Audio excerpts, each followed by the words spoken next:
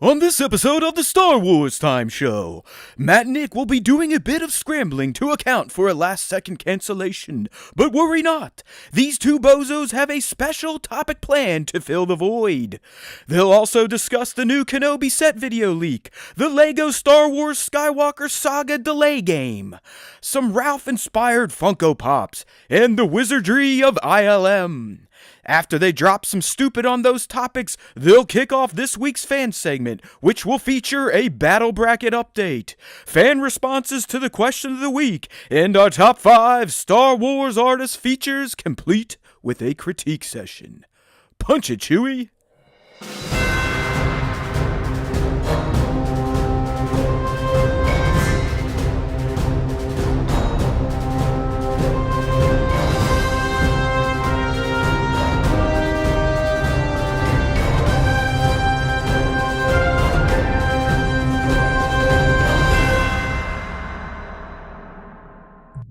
Hey now, everybody! Hey now, and a hey now. I realized last week when I say hey now, welcome back to a brand new episode of the Star Wars Time Show. If you really parse that out, Nick, it doesn't make any fucking sense. Like, how can I welcome you back to a brand new episode of the show if it's just now brand new, right? Welcome back for a brand new. There it is, right. There has to be a qualifier in there somewhere. The one word. Welcome back for a brand new edition. And everybody, welcome back to a brand new edition of the Star Wars Time Show. It's dip and shit, and we're here to guide you through all things not that important in the Star Wars universe, because there just really isn't much to talk about these days. And yes, if you're expecting the lovely Natalie Cox, she is not with us. All right, we had a kind of a last-second schedule change. I don't know if Spencer is going to get her back onto the docket or whatnot, but she had something pop up, and she is not here today. So Nick and I, we're going to try to cobble together some sort of Star Wars Time Show because we had planned for at least an hour of the show to be talking with her. Hey, Kwame DeRoach, what is up? But that's what happens, right? That's what happens in the land of Star Wars fan podcasts, especially shitty ones that no one's listens to. You just don't know what's going to happen with your guests, but hopefully Natalie's all right. Everything's good. Yes. And maybe we'll get her back on the show later down the road. A little bit down the road, yeah. I've given a directive to Spencer, our PR guy and producer, to scale it back a little bit on the interviews. I mean, let's be real. They really haven't done much for the show in terms of gaining new audience. I know the existing fans love them because a lot of times it's people from the community, so you have some familiarity with them. And it's cool to, talk to these people. They are artists after all, and just kind of get some of their insights on the hobby and Star Wars in general. But in terms of the bigger interviews, this is going to happen, and it's something I expect. All right, I think Spencer finally realized that this is going to happen a lot. He had the win with Silas, but he's got to get used to this type of shit going down. Yeah, potential reschedules, cancellations. It's no big deal. Right. I mean, we've been doing the show for 6 years now, sans interviews entirely. So we're fine either way, but it is, like you mentioned, it's cool to talk to people from the community, like the interviews with Jason and with Jason. I love that. I mean, I'm not gonna lie, Nick, when I woke up and saw that message, my anxiety level went down by a factor of 10. So you definitely get a little more nervous because talking to somebody like Silas or like Natalie, who's worked in the franchise, is definitely a different level than talking to Blaine or talking to Jason B. Right. Michael. And it's not even like a stat. It's just I can't be as Haywood Pop as I want to be with these people. Yeah. I can't just sit there and be like, fuck, shit, dick, cunt.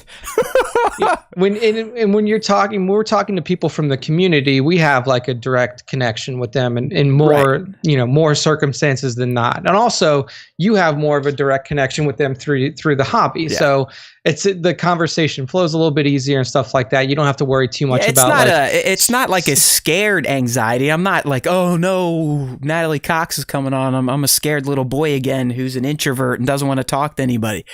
It's just I'm like anxious to get it going. I want to get it going. I want to see if we're gonna have any fucking tech issues to start. I'm anxious that is it going to be an interesting conversation? Did I ask the right questions? Did I write down the right notes? So I really get worked up. We do put some effort into these interviews. I mean, yesterday I spent some time, kind of looking over Natalie's career to generate some questions and kind of envision a flow of the interview, even though I know interviews, basically the moment you start talking, it's going to go wherever the fuck it's going to go. I mean, it's very hard to stick to okay, Natalie, can you answer question 1 for me? Go. Yeah. All right. Thank you. It's like now, we don't 2. send anybody scripts. We don't have them pre-write their answers or anything like that.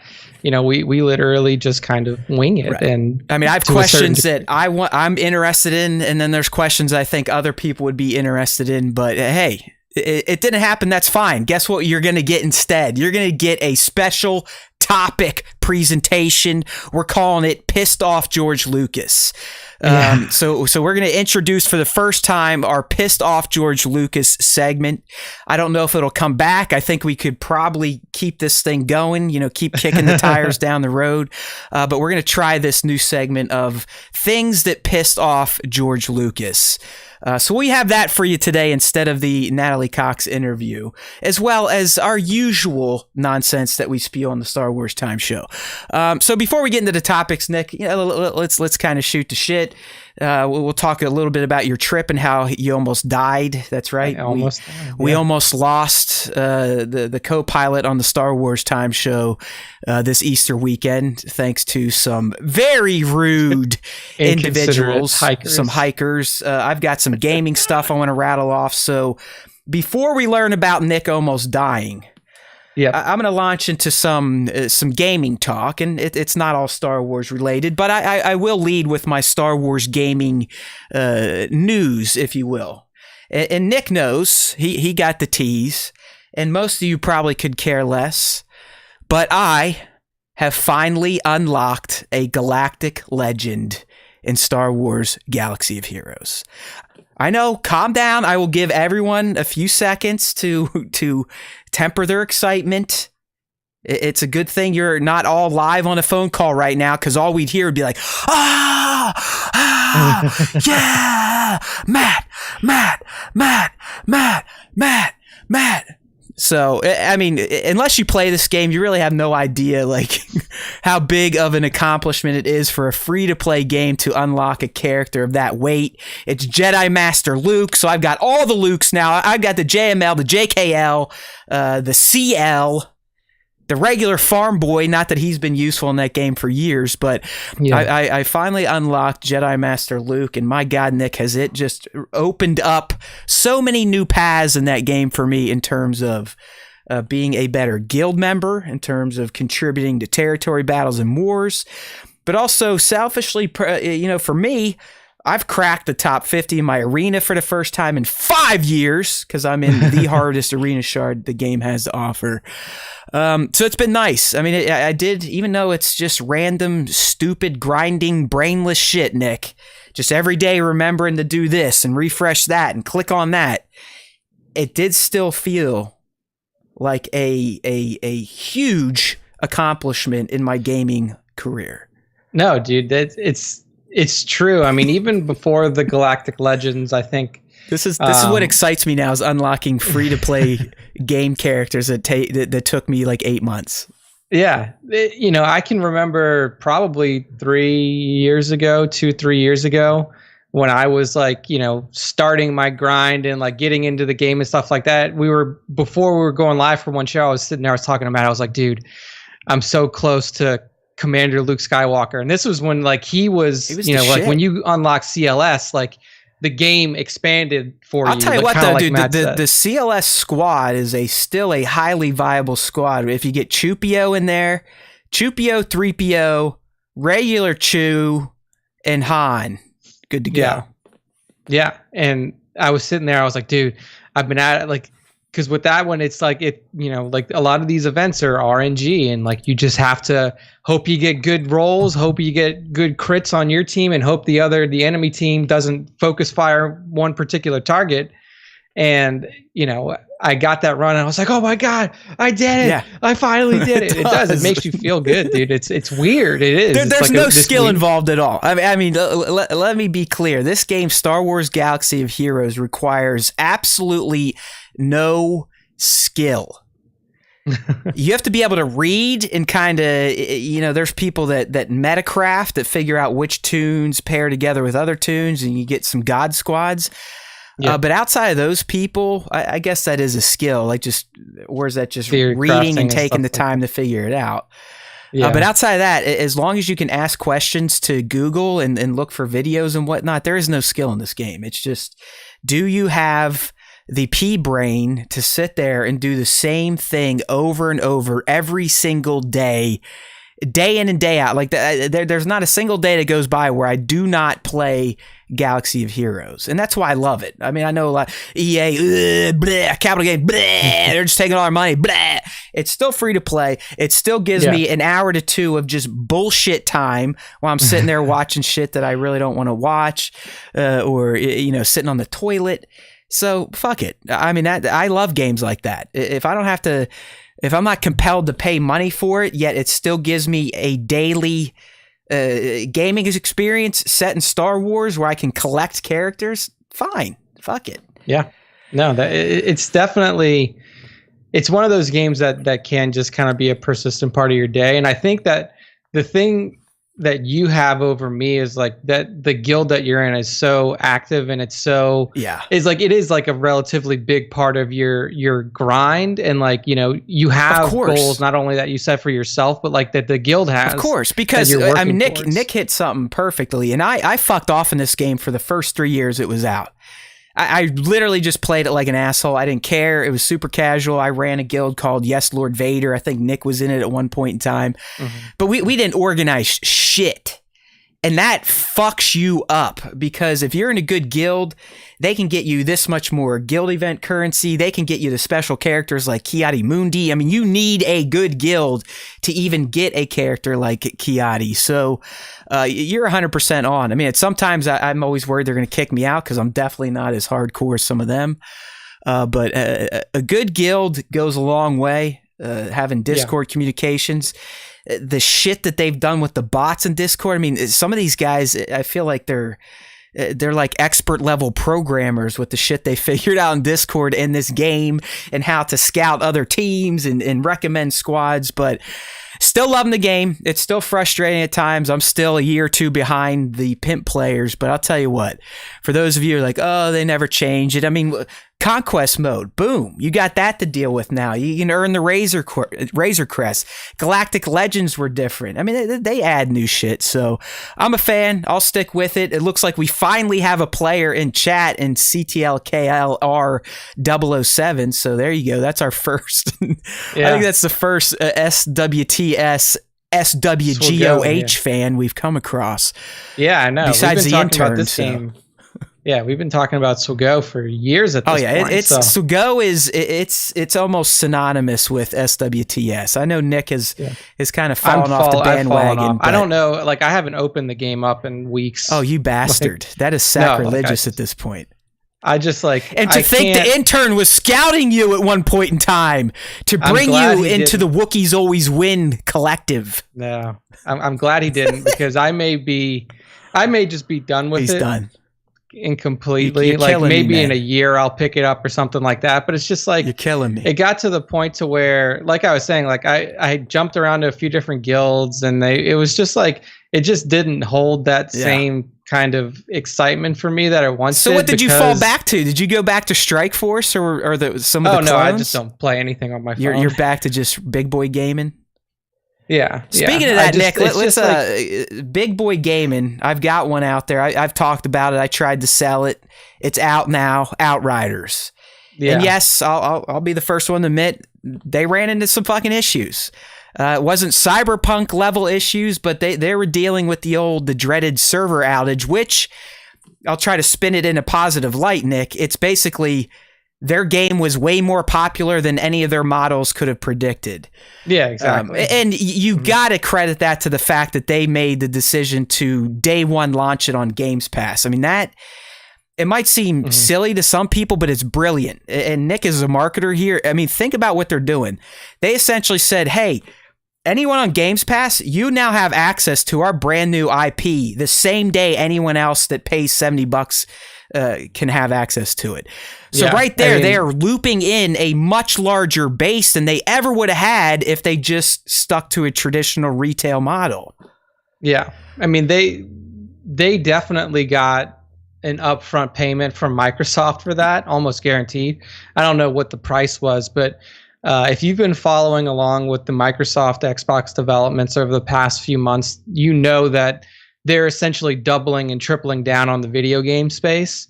And they're making the right moves. Evident. I think Sony's starting to realize, like, oh no, we can't maybe rely on just our first party IP anymore, because guess what? It's on Game Pass! I mean, MLB The Show is coming to Game Pass before it's going to PS Now. Like, get some. Yeah, so Xbox, I mean, their strategy is to literally just buy the marketplace, and it's working for them, clearly. I love it. And I mean, I don't know if... Because you know as well as I do, Nick, Outriders is not going to be on Game Pass for months and months and months. Yeah. I have a feeling they might give it 2 months, maybe 3 months, and then it's going to get pulled, and people like me, if they're still playing, are going to get the option, all right, hey, it's leaving Games Pass, but because you are on Games Pass, you get 20% off if you want to buy it. I think it was a brilliant move, but in the end, it kind of bit them in the ass Friday and over the weekend, because they were suffering from just straight up, the servers are dead. Like, you can't get in to play the fucking game. Which is, like you said, it's a good problem to have from a realistic standpoint. You know, it's because there's too many players, but then also, like, man, it's bad that PR, really sucks, because you do alienate your fan base right off the bat. I mean, it's bad public relations. I mean, luckily it hasn't been long swaths of downtime. I know they had to bork some of the crossplay, especially between PC and console. Like, they just had to turn that shit off. As it was, it's still listed as a beta feature, by the way, so I'm not busting them for the crossplay. But once again, it's just another instance of a developer and publisher not being ready for the launch day crunch. And to me, someone with some IT knowledge, know-how, this, that, and the other thing. I mean, when you have services like AWS these days, and you still have companies that get crunched by literally resource problems. I mean, if People Can Fly was using AWS and they had, some load balancing and elasticity set up and ready to go, nothing, no fucking downtime. It would have just started spinning up new servers on the fucking fly to handle the load. But in the end, it's probably a guy or a girl in a suit, not making the game, not really caring about the art craft or the experience, but more caring about the bottom line. Get it out the fucking door. We don't need to set up any more servers. Those servers will be sitting there. We're not spending the money on it. And that's really, well, if you use AWS, you can actually do that and not spend money and then spend money when you use it. And they're like, shut up. You're stupid. You're just a developer. I know how to make the money. Give me my big ass bonus. Yeah, dude. Just pure. There's no reason for it to happen now with any game, like you said. It just shouldn't be a problem. Right. But I don't know if it's suits or if it's literally like they have deals with certain server companies. Yeah, because I know that. But again, who makes happen. Those deals? The creators or the fucking money makers? The money makers. Oh yeah, you're right. It was a bummer because I think the game. I don't read reviews for the most part, but I think it's done well outside of like, oh yeah, you had some server issues. So here's what I'll say on the game itself. I still fucking love it, but I have learned I picked the worst class. The absolute, you can look it up, Nick. It is generally described across the gaming media as the single worst class to pick if you're going to be playing the game by yourself at any point in time. And that is the Pyromancer. So if you want an extreme challenge, go Pyromancer and play Outriders solo. Yeah. I mean, the character that I had started with was like the ghost one, whatever. Okay, well, you're somewhat intelligent because... and stunt buddy Hank, like he started Pyro, and when we started playing, I'm like, dude, where's your Pyro? He's like, I had to change. I couldn't get past certain sections, so I went Trickster, which is what Nick is talking about. And I was like, oh, you pussy, you quitter. And he's like, oh, you know, you're gonna quit too. You won't be able to get. And I get past all this part with the Pyromancer, so I'm like, eat it. My balls are bigger. But the further I progress into the game, the more I'm like, yeah, I probably should have switched my class because it's like, he's doing Juggernaut's looking real good now. He's doing Black Adam right now, and their schedule basically is 5 a.m. Okay. They have to report shooting Black Adam. So like I don't have a co-op partner right now, so I am getting my fucking teeth kicked in with my Pyromancer in Outriders on. I think I'm World Tier 7 or 8, but I'm starting to think I maybe should have pivoted and started a better class for solo and kept like a solo class and a co-op class. In a co-op class, you know what I mean? No, I mean that makes total sense. A lot of games you can do that too. Like that's similar for like Diablo and a lot of other RPGs that allow you to play group content together. Yeah. Is you have kind of like your solo guy and then your. So, you know, it was the right move. I mean, he had a point, but I'm an ignorant asshole. I mean, first and foremost, I was like, all right, he's basically challenging me, saying that I can't get past a section he couldn't get past with the Pyro. So right there, I was like, fuck you, I'll do it. And I did it. And I was like, I did it. You're a pussy. But the more I've played without him further on the game, the more I'm like, yeah, Pyromancer is not meant to be a solo class. And like I said, just look it up. Research Outriders Pyromancer solo. And you're pretty much going to get nothing but like, don't do it. Don't fucking do it unless you want a hardcore challenge. Because this game, you don't say, oh, I want to play on easy and that's it. It scales every time you increase a world tier. So by default, you could end up playing on like legendary difficulty without setting a legendary difficulty. So yeah, I'm kind of, you know, I'm tweaking world tier here or there when I get stuck on a cheap ass fight. But I think I'm going to stick with the Pyro, maybe fire up another class. But those thinking of playing Outriders and haven't done it yet, here's what I'm going to leave you with. If you know you're going full solo, do the Devastator, which is the tank. Or the Technomancer, which is kind of a ranged gadget type of character. Mm-hmm. Trickster, I've heard, is also pretty solid for solo. Just don't do Pyro. If you're going to be doing co-op, I'd say whatever class you want. But Pyro seems to be best suited with other characters due to its squishiness, as we like to say in the gaming biz.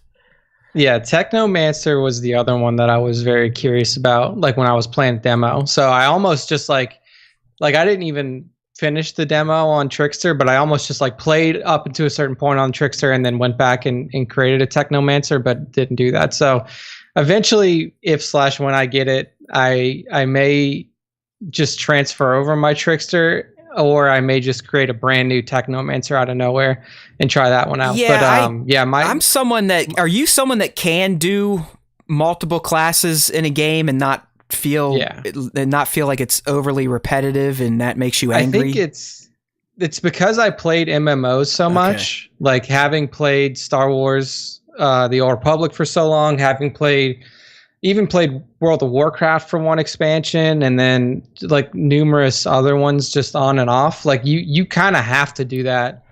If you're in a guild and you're trying to make progression like through hard tier difficulty content, usually you'll have like, I don't want to say one of each, but you'll have two classes. Like you'll have your primary role and then your off role.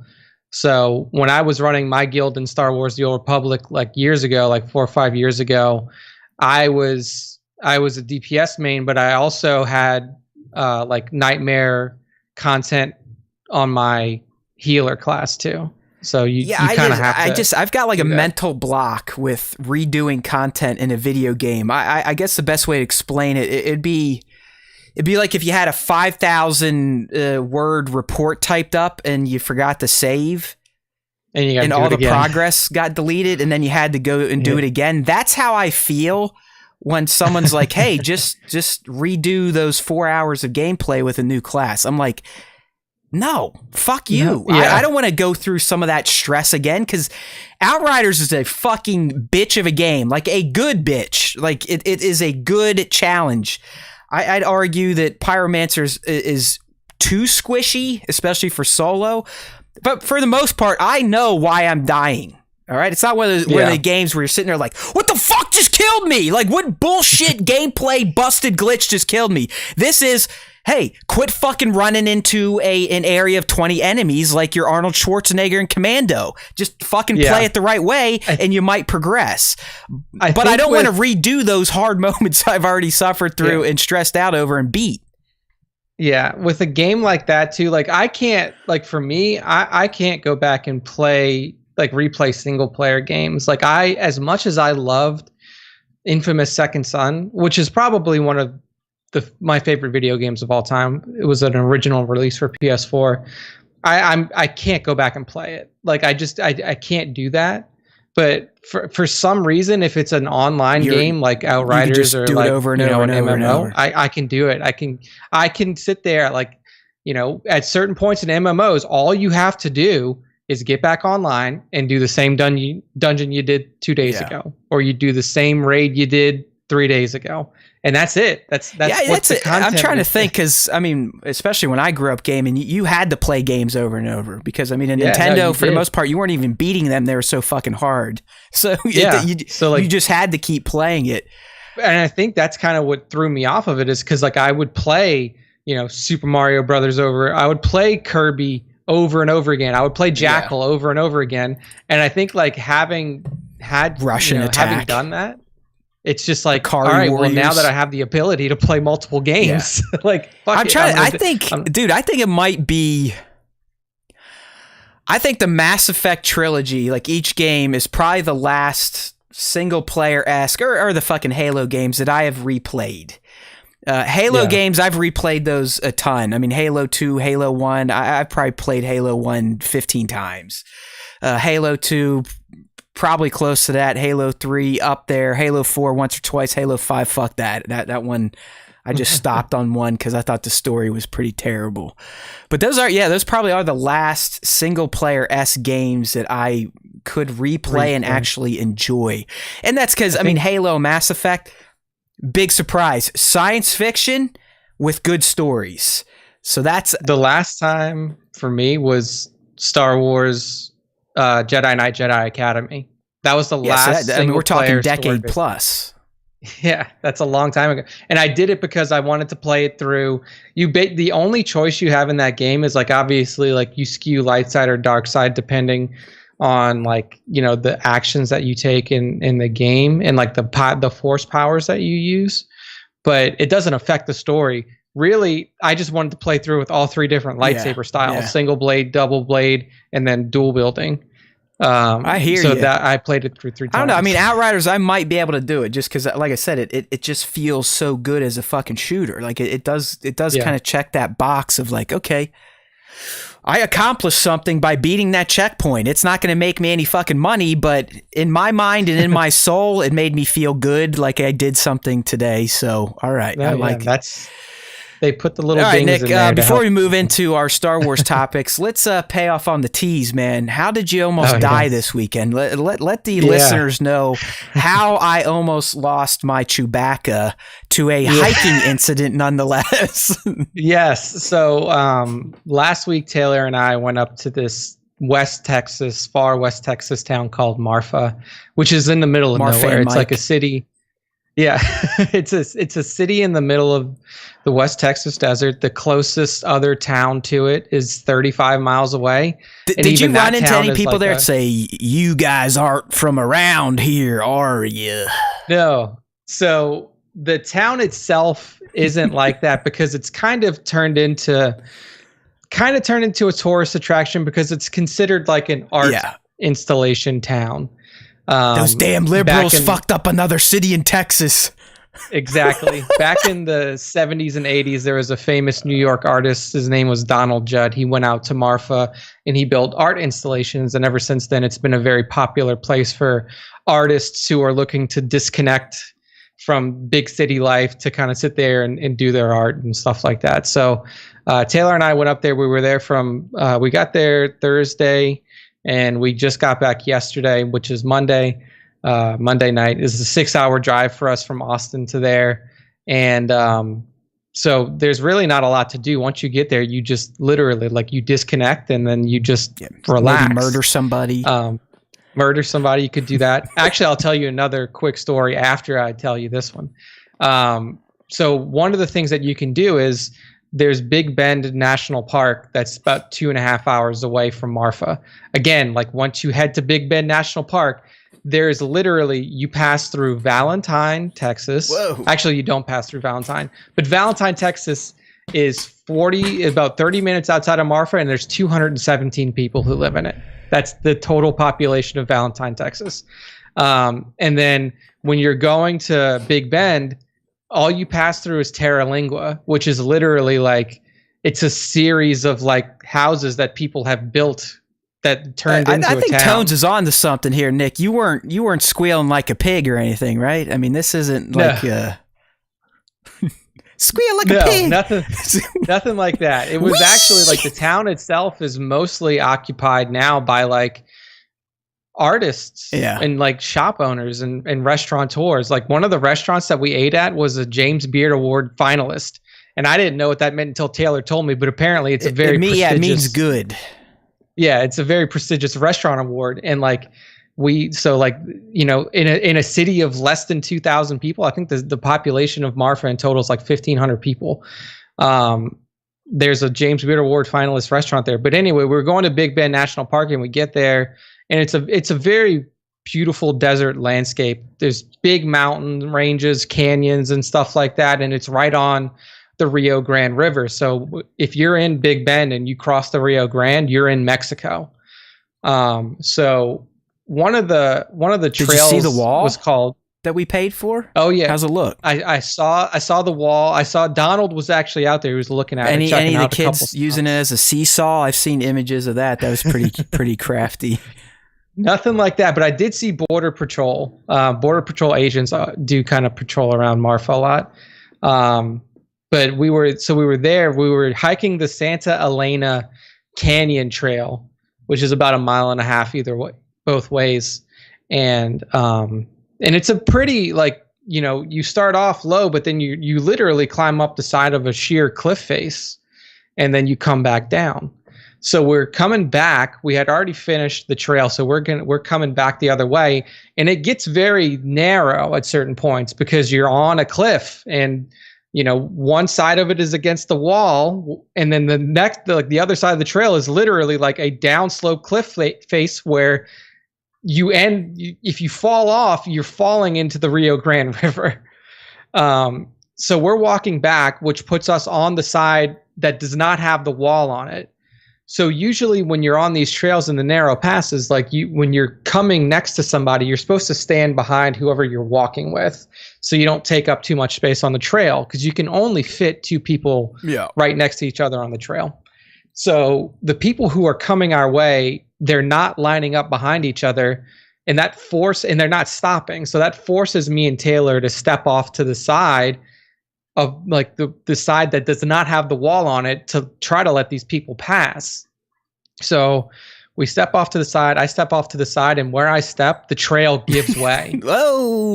Literally, it's gravel, and it literally gives way, and I fall down the trail. And if it Taylor had to I caught myself for a moment because I technically fell twice. So I fall and then I catch myself, but I try to move and it gives way again. So I start sliding. So you're essentially recreating Obi-Wan Kenobi in the reactor pit in Naboo at this point, right? You're holding on for dear life. Yeah. I'm my left arm is off. I have my right arm. That's the only thing that's holding me up there. So Taylor has to when I slide again, she reaches down and grabs me by my arm. And then her and me kind of I pull myself up with my right arm and she pulls me back up with my left. And the people who like caused this to happen didn't even try to help pull me up. Just like, oh, like they just sucks for him. There. Yeah, they just stand there. And I'm like, what the fuck? I mean, like they were probably in as much shock as I was, because if I would have fallen, it probably would have been the end of me. Like it kind of like sloped for a little bit, but after that slope, it was literally a straight. You're ragdolling down to the river. Yeah, exactly, and that would have been it. And like, I actually like it would have been pretty bad, but luckily I made my way like back up. Wilhelm style scream bad, like one of those types of falls. It would have literally been like the slow motion fall that you see, like with the camera. Exactly. Dude, it was like, and in the moment that it happened, like I didn't actually know what was happening. Like it's one of those moments where like it happens so quickly that like, well, thank God Taylor knows how to deadlift, man. She probably just you know, dropped the squat and fucking heaved your ass out of there. Yeah, she just pulled me right back up and like clean and jerk with Nick's whole body is like, ah! But I hurt my ankle pretty bad. So like after that, obviously, did you say anything to the guy? Were you like, hey, fuck face? Or no, were you like in such shock that you're just like, you're all jacked up on adrenaline. You just kind of let it go. Dude, that's pretty much how it was. Like I got back up and like when we had already gotten to the point to where like I was kind of back up, like he tried to like lean over and like help me back up a little bit. You should have reached up and just pulled him over, like one of those movie moves where he's coming to help you and you use his weight and the leverage moving forward to just rip him off. I mean, that's like, I mean, I sit here, I always love playing Tommy Tough Guy, but I'd be like, dude, I would have got up and grabbed the guy and just fucking thrown him off. Dude, it was crazy, but it was kind of like you said, is like I had so much adrenaline and I was still in shock because like I didn't really understand like how close I had come to like actually falling off. Right. Because it's not like I just stumbled and like, you know, kind of knelt over and fell onto the trail. Like I fell off of the trail. Yeah, no, you were hanging. Yeah. And so I got up and like I'm still kind of in shock. The adrenaline's going and like I know that my ankles hurt, but it hasn't started hurting yet. So I was like, my next thought was like I got up and I just started going. Did you have any shit in your pants? Nope, I did not poop or pee myself, but I cut my leg up. Like my legs basically cut up from my knee all the way down to my ankle. And I was just like, we have to get off the trail before I can't walk. Yeah, I'm assuming you guys are like, all right, no more fucking hiking for the rest of this trip. Yeah. I mean, it was unfortunate because like I said, it's like a 2.5 hour drive there. We got there, we did one trail and then this happened. Yeah. So it really fucked up the whole trip. But like, even like, so we get back to the car and like at that point, my ankle's still feeling okay. But we get back, like when we get back to Marfa, which is a 2.5 hour drive, I get out of the car and I walk 50 feet and I just can't, like my ankle is completely fucked. And I'm like trying to just push through it. I'm like, whatever, I'll be fine. It's only give me a 2-block whiskey, walk. Metallica. Yeah, I was like, we want to go to this shop. We want to go to this shop anyway. Let's just go. And Taylor's like, nope. So she goes back, gets my truck, pulls it around. And then she's like, we're going home. And like, even now it's still kind of sore, like walking up my stairs and stuff. Well, there you go. So yeah, there was his brush with death, but he's back. And then also I met a celebrity there. Yeah. Unknowingly. So like I said, it was like it's a town of artists, like, you know, but a lot of it's just people that go there to like they write their book or they're, you know, they're doing their particular art style. So we ordered from a barbecue shop, and when we go pick it up, I see like we get our food and we're walking back towards my truck, and I see somebody walk by, and I think it's Emilio Estevez. Oh, like I almost like, and I made eye contact with him, and like he made eye contact with me, and there was a moment that like he could tell that I recognized him. Yeah. But like we're both wearing masks and it's hard to tell. And I kind of blew it off because I'm like, dude, I'm in the middle of nowhere. Like it's highly unlikely that he's here. But like I know what he looks like so well because as a kid I watched Mighty Ducks over and over and over. I was gonna say, man, he has that new series dropping on D+. He's probably going there to fucking chill out. To disconnect. So like I see him there, I kind of blow it off. And then on Sunday, Taylor and I are again just wandering around the town because there's not much to do. And there's like an art supply store that's down like this little alleyway. So we decide, we're like, well, Taylor wants to go. Like, all right, let's just go check it out. There's nothing else to do. So we turn that corner, and he's there, like looking through the window, and like trying to open the door, and it's closed because it's Easter Sunday, and then Marfa shit just opens and closes whenever people feel like opening and closing. And so he's walking back, and instead of saying like, "Hey, are you Emilio Estevez?" I just asked him like, "Hey, is it closed?" And my justification was like, if I hear his voice, I will know it's because he has a very distinctive voice. And he's like, "Yep, it says 10 to 6, but they're closed." And as soon as he said it, I was like, "That's him, 100%." She'd be like, "Yo, did you get any of your brother's tiger's blood? Did your brother leave any crack at your house?" But and that was it. So I was just like, "All right, thanks," and then just kept walking by. It was crazy, like in the middle of the West Texas desert in this town that is literally cool. Nobody is. No, Emilio I mean, he's huge. 80s, 90s. I mean, really, 80s was his heyday of acting. Kind of flamed out after that. But I mean, when I saw that new Mighty Ducks show pop up, I was like, I'll definitely watch it. I was a huge fan of the Mighty Ducks. I watched the first episode so far. I thought it was pretty cool. I like the way that they're setting it up. So I'll continue. It can't hold a candle to Falcon and Winter Soldier, but no. That's some good shit. That show is some good shit, man. But I guess we should talk some Star Wars. Oh, speaking of Star Wars, my Derpy Fett showed up. Those in the community will know what I'm talking about. This is the new deluxe Return of the Jedi Black Series Boba Fett that has some severe quality issues, Nick.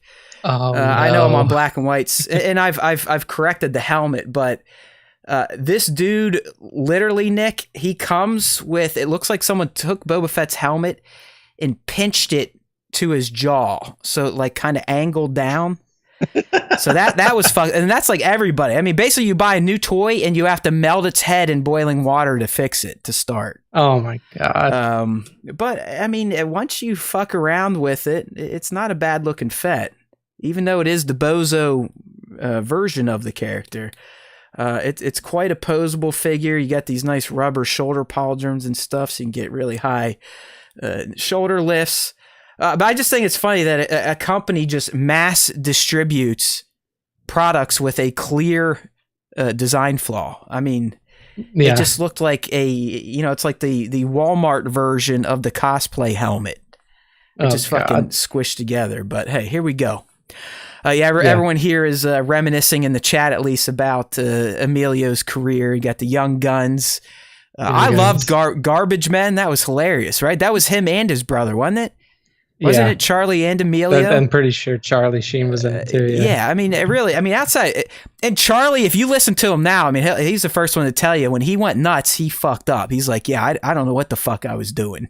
I mean, he pissed away like what was he making, like 15 to 20 million a year on that show? I mean, pissed that away. Oh yeah, the 2.5 Men. Basically made himself unhireable. And he now definitely regrets all that. But man, it's just funny how crazy the one brother is absolutely fucking nuts. The other one, Emilio, seems to, he had his day. He made some money. He had his fame.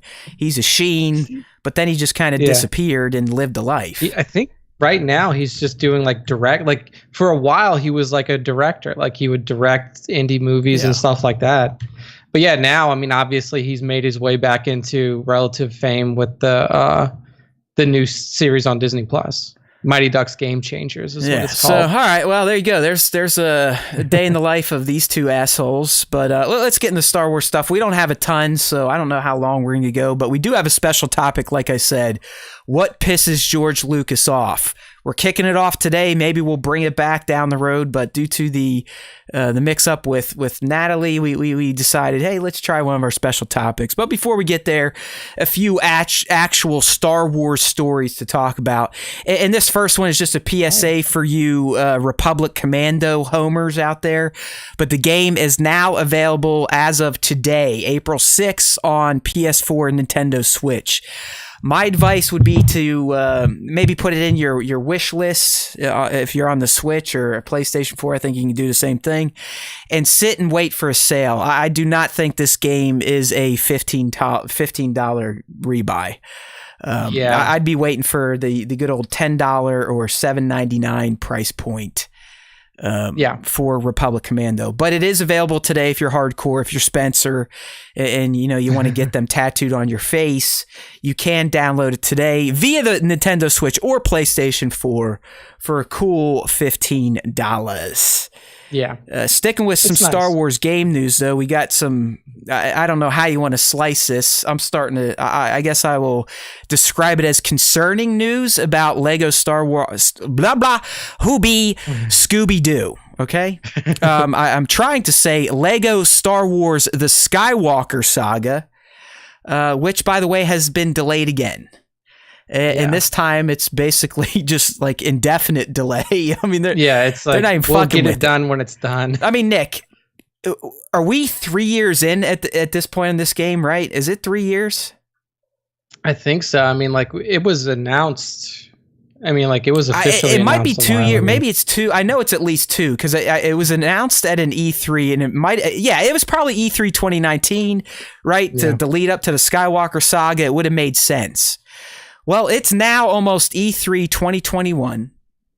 The game's been delayed multiple times. It's supposed to come out in 2020. It didn't come out.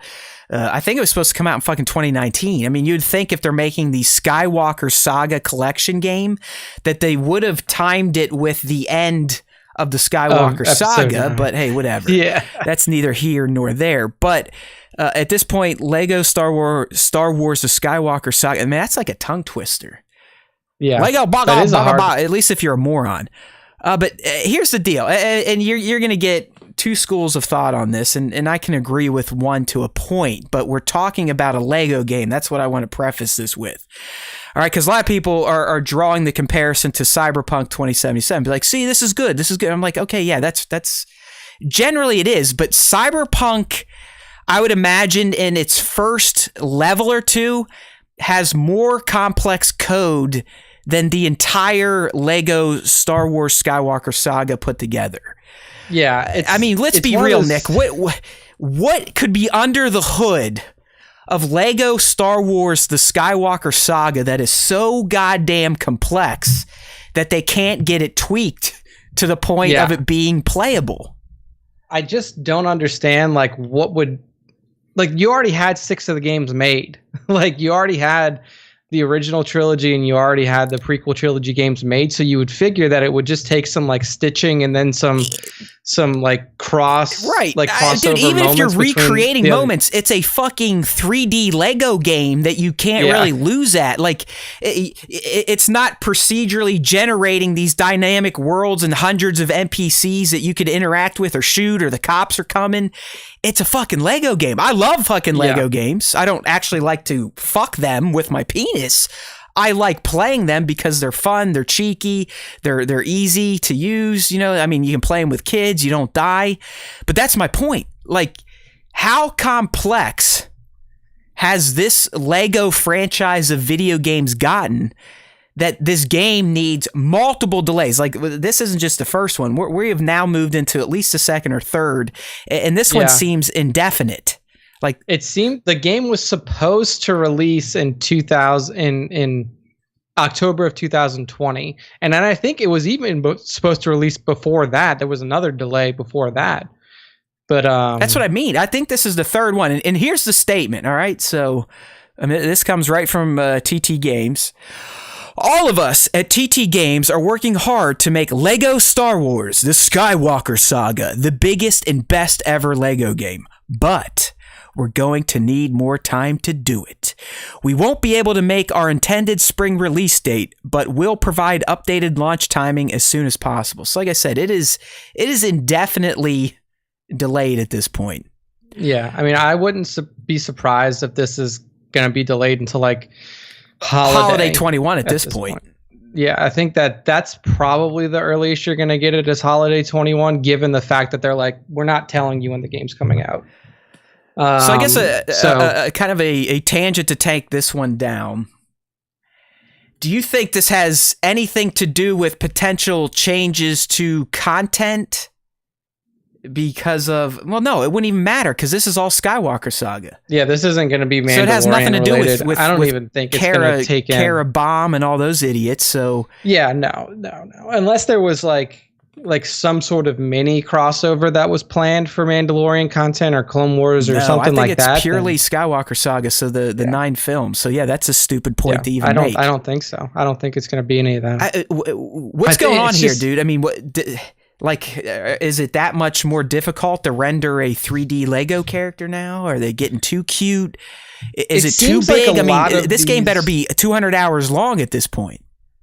It seems like there's. I mean, I would have to go back and track and look and see, but like it seems like there's always delays when new console releases happen. And I don't know if it's because, the developers of these games that are planning to release them on new generation consoles are like, they have to adjust quickly after their stability changes made to like the PS5 and the Xbox Series, whatever one you have.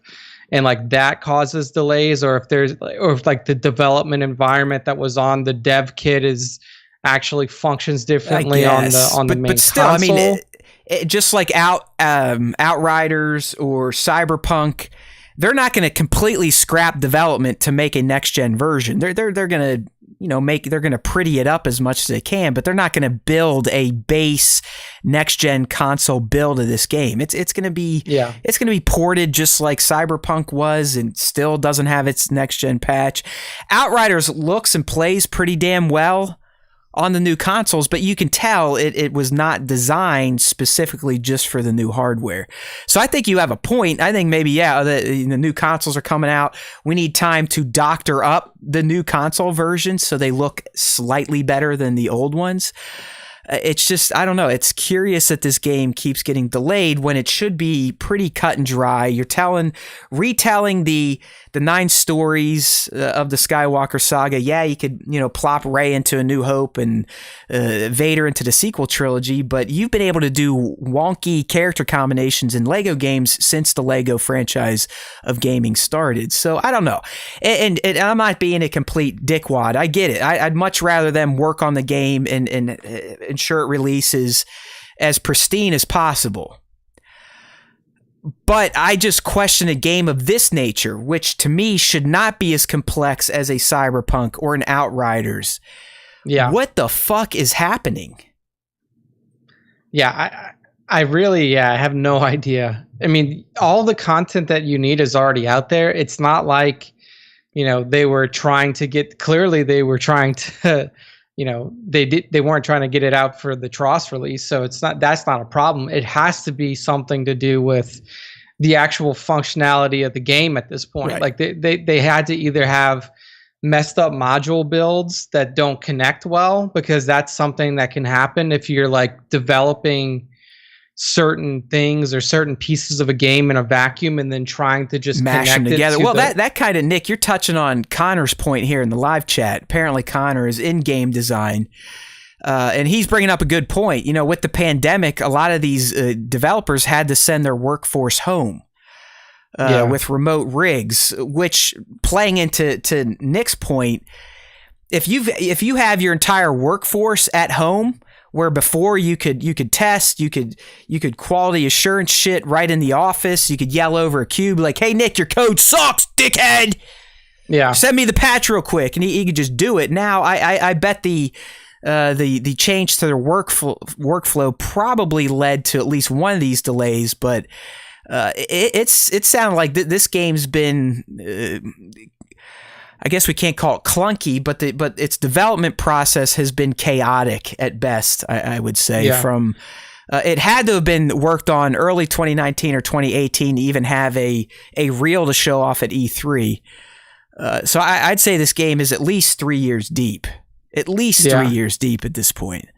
It also depends on how they were tackling this too. Like if they were basically trying to, there's 2 ways they could have done it. Like, basically make 3 games and then remaster 6 to where you're, remastering the old Lego games that had already been made and then tying them in with the 3 new sequel trilogy games. Or are you building 9 Lego games? I think it's option B. I'm almost positive that they're not reincorporating any assets from the previous Lego Star Wars games. Like I do think episodes 4, 5, 6, 1, 2, and 3 are all going to be freshly made for this game and not really resemble what we saw before. Yeah, and if that's the case, then you have to imagine that, like, I mean, each one of those games, you know, episodes 4, 5, and 6 all were released as individual games. Like, so you essentially have to build 9 games for one, which can cause a lot of issues, and then, you know, that in itself is a huge challenge, plus adding in all of the cross stitching that you're doing with, like you said, you know, Rey being able to jump timelines or whatever is going to happen in the game. There can be some complexity, probably not to the degree like you were talking about with Cyberpunk, where there's so many different dynamic interactions and stuff like that, but you do still have a lot of moving pieces and stuff like that you have to deal with. So, I mean, I'm of the mindset that, like, with games, any delay is a good delay. Like, you know, obviously for Cyberpunk that didn't work out because it seems like no matter how much they would have delayed that follow-up article I sent you in our chat? You know how last week we were talking about the 40 fucking gig patch? Well, apparently that introduced its own boatload of new glitches and shit. Yeah. So. Dude, it's just like that game. I feel like Cyberpunk could have been delayed until 2022, and you still would have had problems. Yeah, because it's just the breadth of that game and all of the different features that are in it. It puts you in a situation to where, like, anything that you do is going to cascade affect everything else that you do. So if you fuck up one thing, then that one thing is going to fuck up other things. And it's just like a cascade of failures and problems. I mean, at this point, it's like I'm not even expecting the game to be fully patched and playable at any point before I finish it. It is what it is. So I'm just like, I'm playing it as is, and I'll finish it as is. And, you know, if they can fix things before I finish it, then nice. But if they can't, then I'm not. I will go back to Cyberpunk. I've sunk too much time in not to finish it, but I am waiting for that fucking next gen patch. It may never come. It could be the dragon I always chase, but I'm waiting for it. Either way, you know, I got Outriders right now, and I got Game Pass. So when I really want to fucking, you know, start feeling my testosterone boiling and flowing through the body, I'll throw on some Doom Eternal and just be like, yeah, fucking kill the machines of Satan. That game is like the epitome of FPS, just fucking hyper chaos. Yeah. Love Doom Eternal, and I think Outriders kind of captures some of that. The intern said it the best. I was trying to describe to the intern about how intense Outriders is by describing it to Doom Eternal. He's like, I find that hard to believe, because when I was playing Doom Eternal, I always felt like I was being chased by the cops. Like, you just had that feeling like you can take no breaks, and both games kind of buy into that mantra, and I think that's why I like them, even though I am the pussy that every once in a while loves playing a game on the dopey difficulty or brain dead difficulty. I'm fine. Sometimes I like a challenge. Sometimes I like it easy to just enjoy the story in the world. All right, so there you go. I mean, of course, we'll update you when it comes out. I mean, it is a game I still would like to play. I think it'd be fun to play with the little one. She is 5 now. She's all grown up, moving on. We'll be out of the house in a few days. But we'll keep you aware of what's going on with Lego Star Wars: The Skywalker Saga and its trials and tribulations of development. Yeah. Whenever it comes out, we'll let you guys know. It could be a year from now. I wouldn't hold your breath. Like I said, I think Nick's right. Probably a late October, November type of release at this point. Yeah. All right. This next one, Nick, is kind of a PSA deal, but I mean, maybe we'll talk a little bit about ILM. Last week they released it was like I think a 7 or 8 minute BTS reel of the work that ILM performed on The Mandalorian Season 2. And while I know we did get the Disney Gallery breakdown, which is great. I mean, it covers the whole season in an hour or so. This was specifically for like the VFX work, the digital stuff. And if you're on the live stream, I think one of the most interesting things, and especially for those of you that are into photography, toy photography, and some of the tricks you can do with a camera and backdrops. But if you're on the live stream, Nick, the image lead for this post, that trick of, and we're talking about the scene in episode 3 of season 2 where Din is on the canopy of the Razor Crest with the other Mandalorians, and they're all sitting there plotting out their heist of that remnant ship. And of course, when we're watching it, it looks like they're standing on the fucking Razor Crest, and you know the port city's fully realized. But in this video, you actually got to see that they were standing on the Razor Crest. The only thing that is real is the canopy. Yeah. The Razor Crest itself is actually at an angle, like a curved angle. It's wing. So when they're filming it, the wing is actually pointing out like almost 90 degrees from the chassis of the ship. But because of the technology, because of camera trickery and all that fun shit, when we look at it as dumb humans, it looks like one cohesive shot of a big-ass spaceship. But in reality, it's a curved screen with the front of it built, and really just one half of the front. Yeah, it's pretty amazing what you can do in the volume, because it does allow you to essentially do what you would have to do in like post with VFX work. Oh yeah, right there on stage. Like you don't have to worry about like, oh, here's the green screen. Somebody will tie it in and it'll look great. And the other thing they're saying literally done that I think our toy photographers will appreciate. You know, it's something we are always challenged with. You'd be challenged in any type of medium where you need light. But the fact on the volume that you can instantly match the light to the scene using an iPad like we can with our Philips Hue or some of our Lume Cube gear. We just, you know, I want it Aqua 9000, and you get Aqua 9000. And how that just creates an imaginative place to tell these stories. So it's a cool video to watch if you're into the behind the scenes stuff. And it may, like Bat's saying, I mean, one of these days, maybe some of these toy photographers will start building their own little volumes. I mean, a lot of the technology I believe you could use. I know they've kind of made an IP out of it now, and they call it stagecraft. But some of the Unreal stuff I think you could do now. I mean, that cinematic captures guy on IG and YouTube that's making those crazy ass lifelike CG videos. I know he's using some of the technology that they do. But yeah, I mean, could you imagine having a volume for toy photography or any type of photography? Dude, you can. I mean, there are some really big curved monitors now for PCs at this point where you could probably start to do it to that scale already. I don't know what you would, I mean, like, obviously you would have to get pretty creative with your 3D, like what you're using as your background. Like you said, maybe if you're savvy in Unreal, you can build stuff like that. Or yeah, it's something where I know the software talks to the camera to the software, and it can actually move the images dynamically on that wall. I mean, they went into a section on episode 5 and how they created that forest and how it was literally just a screen that would kept replicating and moving to make it look like you had all those fucking trees out there. So it's I don't know. It's a really cool video if you're into filmmaking or if you're just into creating stuff.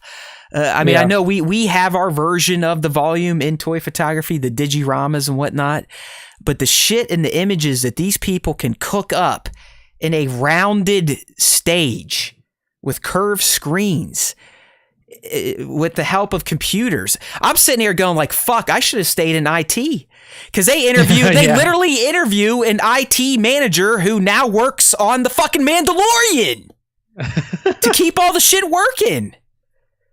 Think about that. Yeah. I mean, think about the opportunities now. I mean, you could just be a straight IT geek and have a prominent role in filmmaking. Before, it was just like, hey, did you get the fucking dailies uploaded to the file server, you asshole? Now it's like, the volume's broke. You are the hero. Fix it. So yeah, you have to fix this. Nobody else can. We need a literal computer expert to do this. Yeah, man. I mean, it is pretty incredible what they've been able to build, and the fact that it works so seamlessly.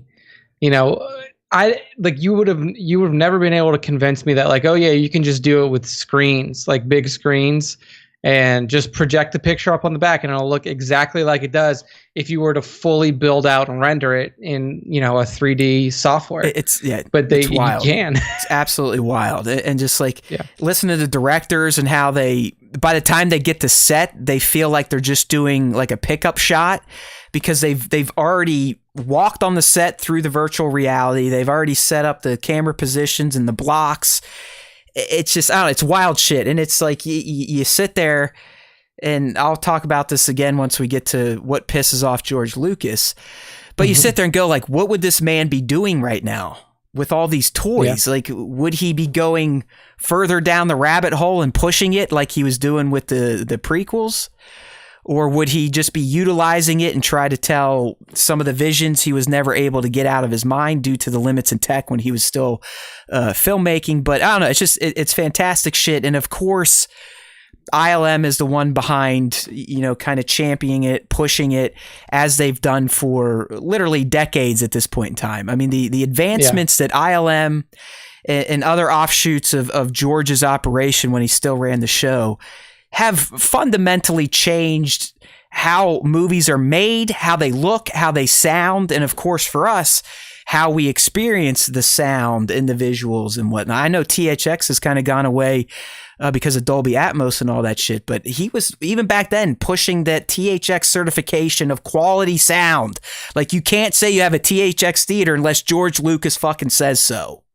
Yeah.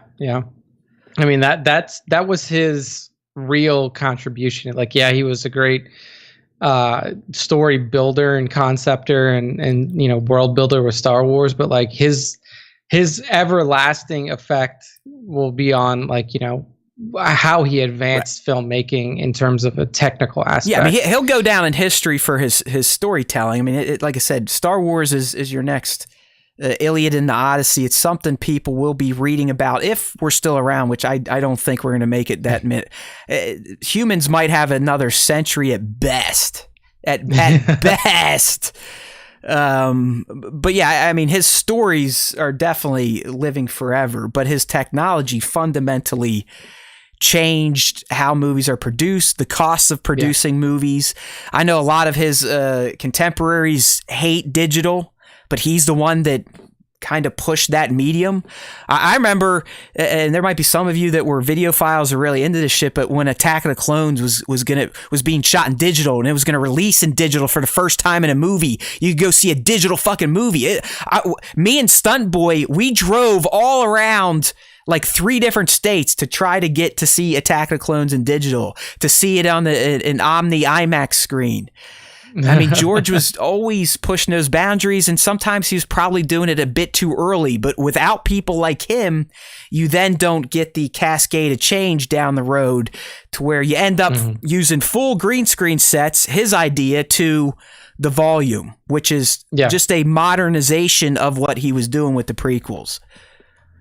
Yeah, exactly. So, cool video. It's like 8 minutes long, 7 minutes long. Give it a watch. It's on our StarWarsTime.net post, so hit that up, and then the video is right there in the ILM post on it. So go watch that. We have another video playing right now, and that is the leaked video of the Kenobi set, which I find to be hilarious.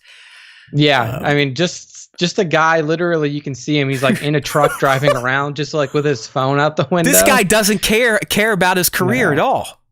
No. So what we're talking about, like, if you've missed this, you're clearly not a dope like us, and you focus most of your life on Star Wars. But I think it was over the weekend, because Kenobi, we know it's shooting right now. Like April, they're there. The set's up, as we can see in this video. But over the weekend, someone on the crew, it has to be someone on the crew. You don't get this access unless you have access to the set. I mean, this isn't even like through a fence or anything. This is driving on the fucking Kenobi set itself, holding out his phone, doing a TikTok, chasing some social media clout, and has clearly got it. But you know what? That guy's career death wish aside, because I mean, come on, dude. Like, this has to be someone attached to the project, right? Yeah, I would imagine so. You don't get this access. Like, you don't see the son over in the UK flying a helicopter over to set to get a picture. This is someone that could spit on the Tatooine buildings that have been erected. So good for that guy. I mean, he's fucking risky as hell, but good for us, because apparently, and we'll get back to the video, but I updated it today, but apparently this TikToker has pledged to keep doing more of these videos, and he even let loose that there's going to be a nighttime fight scene in Kenobi. So there's a spoiler for you. You heard it here first. We didn't come up with it, but we are reporting it. We're running with it on the SWTS. There is going to be a fighting scene at night, and you didn't hear it from Vladinator, who is the TikToker here. Yeah. But he says that's if I don't magically disappear. So I mean, this person knows that they're kind of skating on thin ice at this point. Very possibly could get fired. I mean, like I don't know if what this guy's job is, but like you said, this level of access, he has to be on the crew. You would imagine that since he's in a truck like that, it's probably like stage crew. He's probably not like, working with the writers or directors or camera crew or anything like that. This feels almost like a stage maintenance kind of thing. But it's hard to tell exactly what this person does, but clearly they have as much access as you can get. It's and I know that, absolutely insane. It really is. Yeah. And I know that you said in the post, like, it's crazy that they have this big of a practical set without, like, when you have the volume. Yeah, so what do you think about that? Because, people, if you haven't seen the video yet, hit up StarWarsTime.net, give it a watch. It's like a minute long. He even sets it to the cantina music. The cantina music, yeah. But as Nick's saying, I mean, dude, it is it could be full on Mos Eisley recreated. Yeah. I mean, it's not just a building or two or a building and a corner and an exterior. I mean, I'd say there's at least 6 or 7 full structures, if not more. Yeah. So I think, and I mentioned this when we talked about the Andor leaks last week, I think for situations like where they do need to build out full sets, it's probably because there's a lot of motion throughout a city, and just probably lots of extras. Like it's going to be a full-on city scene, really pack the people in. Large-scale extras and stuff like that. Like you can't really pull off, walking through a city in the volume, because you're pretty much like, I mean, I'm sure you can to a degree, but like you can't like walk in a building and walk out. Or you can't like walk down. You couldn't have continuous shots, basically. Yeah, continuous motion with extras, like you said, kind of, if somebody's like standing out in front of a building, or this turns into like a market, where you have like pop-up shops and stuff like that. People are trying to haggle, sell stuff, and, it could be a scene like that. You need fully built sets for it, but it is impressive to see the size of this set. Now, Nick, do you think that this is just one specific set used for a specific location, or will they, obviously with some trickery and different camera angles, is this like the main outdoor set that it could serve as Obi-Wan's home, it could serve as the Lars homestead, it could serve as a cantina, or do you think it's one cohesive location? Like all the buildings are one place versus you got Obi-Wan's hut, you got the Lars hut. It wouldn't surprise me if we can only see what this guy recorded, but it wouldn't surprise me if 50 feet off to one side, like secluded enough, you have like a model of Obi-Wan's hut that's built there and they use that. I feel like this in particular, because of the size of a lot of these buildings, it would be hard to like move them, to like rearrange them to make like a different location. Right. But yeah, maybe with like, segmented camera, like you're only looking at this side of the set, or you're only looking at this side of the set, you can make it seem like very different locations. Do you think just because of you got the nostalgia and the history, and I don't know if Tross went there too, but do you think they'll do anything in Tunisia at the old Lars set? I don't think so. I guess we should have looked this up. You know how at the end, Rey Skywalker, all that jazz, she goes there, slides down the hill. Was that Tunisia? Like, did JJ and them go there, or did they build that for him to use? I think that might have been in Jordan, because I know that a lot of Tross was filmed in Jordan. I don't know. I can try to look it up to see if it was in Tunisia, but at this point, like if you were going to go to Tunisia for just that, you would have to hire, a Tunisia that's what crew. I mean. Like, yeah, it'd be ridiculous unless they're just doing it for that level of authenticity, which when you are Disney or Lucasfilm and you bleed billions, you probably could make the excuse.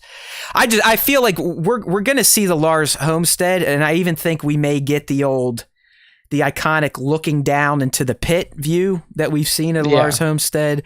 Oh, definitely. We could get like the kitchen table view.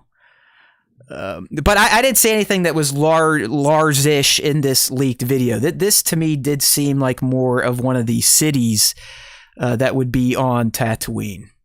Yeah, I don't think that you're going to end up in Tunisia. Like so I'm looking at the filming locations for Tross, and even it seems like they didn't even go to Tunisia, at least from what it says on IMDb. Now, granted, like there could be may not have everything, but it seems like for Tross it was literally you were in Jordan, and then you were in the UK. Okay, that's what Bad is saying in here. He thinks it was England, so I guess that was a set.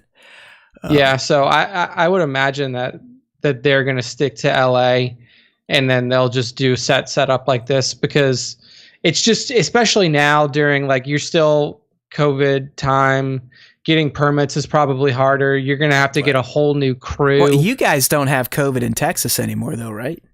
No, it's all gone. Okay, good. I got to make sure sometimes, like over here in the United States, every state has different COVID. Yeah. Nick no longer has COVID in Texas because they lifted all the mandates. So lucky Nick.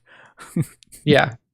So it's it's one of those. So things you're thinking I'm thinking for Kenobi, they have this set and then they had the volume, and that's probably about it. Yeah, that's what I think too. I think that they'll have like this practical. There's probably other buildings that you don't see too. Like he just kind of did a circle, and then they'll use the volume. Right, and it looks like a lot of these have. I mean, they're your usual movie sets, so you mostly just flesh out the front. There is no real back, but then you have an interior. So I don't know. I mean, I'll definitely be keeping my eye out on the Vladinator here to see what else he comes up with, or if he does magically disappear like he has kind of self-owned in one of his latest updates. But I'll tell you what, I'm a fan of what I saw. I love practical. I also like digital. I'm not one or the other. I mean, as long as it doesn't look completely off and take me out of the universe, I don't give a fuck. But anything, Star Wars especially, Nick, and I think it's my connection to the OT. Practical is usually the best, right? Practical is usually the best, and I think the volume has given us the ultimate, the most ideal marriage of practical and VFX you could possibly want. And the crazy thing is, we know it's only going to get more impressive. Just like we've, look at what was happening in 99, 2000. Look what's happening just 20 years later. I mean, it's night and day. So when we're dead in 2040, and they're making movies on like pin cameras with hollow sets, you heard it here first. Yeah, so keep your eyes out, I guess. Yeah, that's right. The COVID is gone in Florida as well. So lucky Florida and lucky Texas. But he's right. Did you see that? I guess they have so much toxic sludge in Florida now, it's going to leak, that they're just pumping 30 million gallons of it into the Gulf, into Tampa Bay. That's awesome. Sorry, animals. We know you were here first, but fuck you. We're humans. Yeah. What a poor bastards. What a state. Yep. We'll check back in a month to see if this guy actually gets us his fight scene. I don't know, man. I like I said, I feel like this guy is chasing some social media clout, and he got his first fix. If he's not already dead, I think there's a good chance this guy could be in every week or every other week type of leak dropper. But I just don't see how this continues. I mean, this is the most egregious leak that Disney has had with the Disney Plus stuff. I mean, you have to argue that Bad Robot had a leak problem because TFA and Tross essentially fully leaked. Yeah, Like, well, the Tross one was literally John. Yeah, It was I mean, Boyega leaving his script in a hotel room. Yeah, the Tross leak was straight up word for word. I mean, I knew the exact movie going into it, and I think that's probably why I don't like it as much as Nick ended up. It ruined everything. But this is a serious breach for them. I haven't seen anything of this nature. I mean, yeah, we've seen Mando sets, but it's from hundreds of yards away with like shitty telephoto zoomed in shit. Andor, I mean, you're getting those helicopter or drone shots. That's not like this is somebody who works there. Yes, and this is someone that signed a document that probably said, I will be fired and or have to pay a fine if I leak shit, and they did it anyways. It's like, all right, have at it. Dude. It's so weird. It's so weird, but good for us. I'm not bitching. I mean, good for us. Yeah, I'm happy that it happened. So we'll see. Maybe this guy will be disappeared, like he said. We won't get anything else. But this is going to roll us into our special topic for this week. So since we don't have Natalie, we're going to kind of fill you guys a little bit more time with the special topic that we cooked up, which is what pisses George Lucas off about Star Wars now, like post acquisition, I love the image on selling here. To Disney. It's just what gets under his skin. It's a blown up, zoomed in picture of the maker's face, and he definitely has an angry pout going on. Yeah, so it's angry. It's perfect for the segment. But yeah, this is a new segment. It's a special topic. We broke it out because of the interview mix-up, and maybe we'll bring it back because we only did 3 and 3. We picked 3 things that we think would have pissed George off at this point in time, and you know, it's a lot of it is related to the sale it's looking like. But I do think there are legs for this segment to come back down the road. It could be pretty fun. So here we go. Nick, what is the first thing that you think pissed off George Lucas? I think probably the first thing on my list, and also probably the first thing chronologically that happened after the sale, was canceling Clone Wars, and then that really kind of scatterbrained, not great Netflix 6th season. Because Clone Wars was essentially his, like, you know, it was him and Dave Filoni. It was their baby. And he was like, you know what? This is the direction that I want to take Star Wars in. This is the story that is going to carry this franchise forward, not only in, you know, television, but also in movie form, because he released a full-length animated feature film for Clone Wars. And then right when Disney gets it, they pull the plug. No more Clone Wars. Yeah. We'll let Netflix have a season. We want to do our own thing. And that thing was Rebels, and obviously Rebels turned out to be a fantastic show. But for George, that wasn't those weren't his characters. Those weren't his stories that he was trying to tell. And he knew that when season 5 wrapped up, that there was probably still more story to tell with Clone Wars. Of course. I mean, dude, the whole reason that season 6 got released is because they had made that much progress on it. I mean, they are the lost chapters. They truly are. Yeah, I think you're right. I think you're right, because he, first and foremost, is a storyteller and a creator, and these are Ahsoka, Anakin, Obi-Wan, Mace, Yoda. He cooked all these fucking things up in his head. Yep. And as Nick said, he probably had a plan. He had an ultimate destination. Hell, he had an ultimate destination for the Skywalker saga. So you know the guy was always thinking about where he could take these things from A to Z by the time they were done. And I do think someone like George probably was a little burnt that Disney was just like, you know what?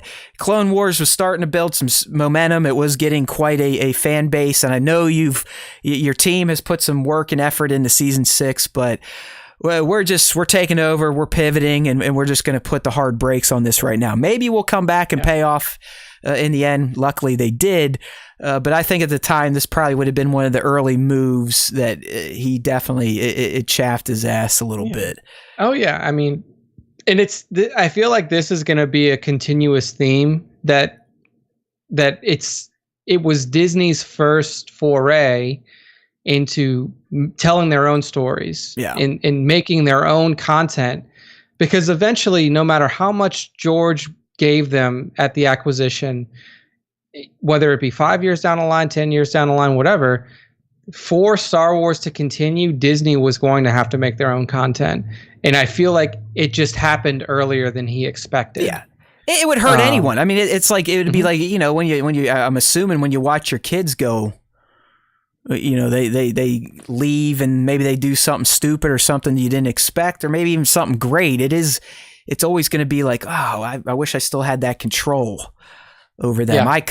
I could have prevented my daughter from doing something stupid or making a bad choice. And I think he looks at Star Wars as the same way. Like, if I was in charge, I could have done this and finished the story the way I wanted to. So I like that one. That definitely would have pissed George off. Yeah. Right. So, yeah. My first one is, and I know this definitely pissed him off, because I think even Bob himself said so when he was trying to sell copies of his book telling this story. But Bob Iger had George draft out the sequel trilogy when they bought it, paid him for it, and then didn't use a fucking single story point. Okay. So yeah, I was gonna ask. So like so I thought that he already had the drafts, and then they bought the drafts for him. And this is like when Bob was out selling his book, he was telling all the stories, and this is where he kind of cleared it up. He's like, no, we actually paid George to give us his ideas, to script out 7, 8, 9, and then when we read it, we were like, nah, we're going our way. Yeah, and didn't use a single thing. Yeah, that's definitely gonna piss him off, because not only, like, it would be different if it's like, if George, and like that was the conception that I have of it. It was like he already had the scripts done, and he was like, here, this is my sequel trilogy, and then, you know, they didn't go with it. But like literally having him write out 3 rough draft scripts and just not doing anything with it, it's just like, dude, not only did you know, like, yes, you know, this was a part of the sale, but like, you made me do all of this work, and then you didn't use a single. It was like a slap in the face. It's like, I sell it to you. You make kind of these promises that you want my ideas, and then you don't use any. And really, the cherry on top that really probably put a bee in his bonnet over this was, after all this, and they didn't use any of his ideas, I believe they sent JJ and Kasdan over there with the TFA script for George to go over it, and he was just like, are you fucking kidding me? Yeah, I know that JJ had a lot of conversations with George pre-starting the writing process, and then also kind of after things. But apparently it was still like, George, you know, he listened and whatnot, but apparently he was still kind of fuming a bit from the fact that they wanted his ideas, paid him for his ideas, and then basically just said, we more or less did that to get the sale done and shut the fuck up. Yeah, no, I mean, I could definitely see that. I could definitely see that being a very shitty experience. Right. He got paid. Let's not feel too bad for the man. He not only did the motherfucker made. He got $4 billion, and then they probably paid him another $5 to $10 million for the fucking scripts. But yeah. They were like, here's a lifetime season pass to Disney World. That's what we'll give you for. It's the same thing as your first pissing off George, Joe. I think anything where he feels like people are discounting his thoughts on Star Wars, it's going to piss him off, as it should. I mean, it's his. It'll always be his. I don't care that Disney owns the license. This is the man that one day pulled these fucking ideas out of his gray matter. Yeah. So yeah, my second one is, and this is going to sound odd, but I'll try to explain. I'm with you on this 100%. It's the success of The Mandalorian. 100%. And I don't think he's like angry that the show is like good. I think that like this is the first time probably that he's watched anything Disney related and been like, shit, they did better than me. And I don't think I would have come up with this. No, I'm with you too, and I forget what it's called, because it is like a personality trait or disorder. It's like, you know, he's like angry mad that someone figured out how to use his baby just as good, if not better, than he was using it. Yeah.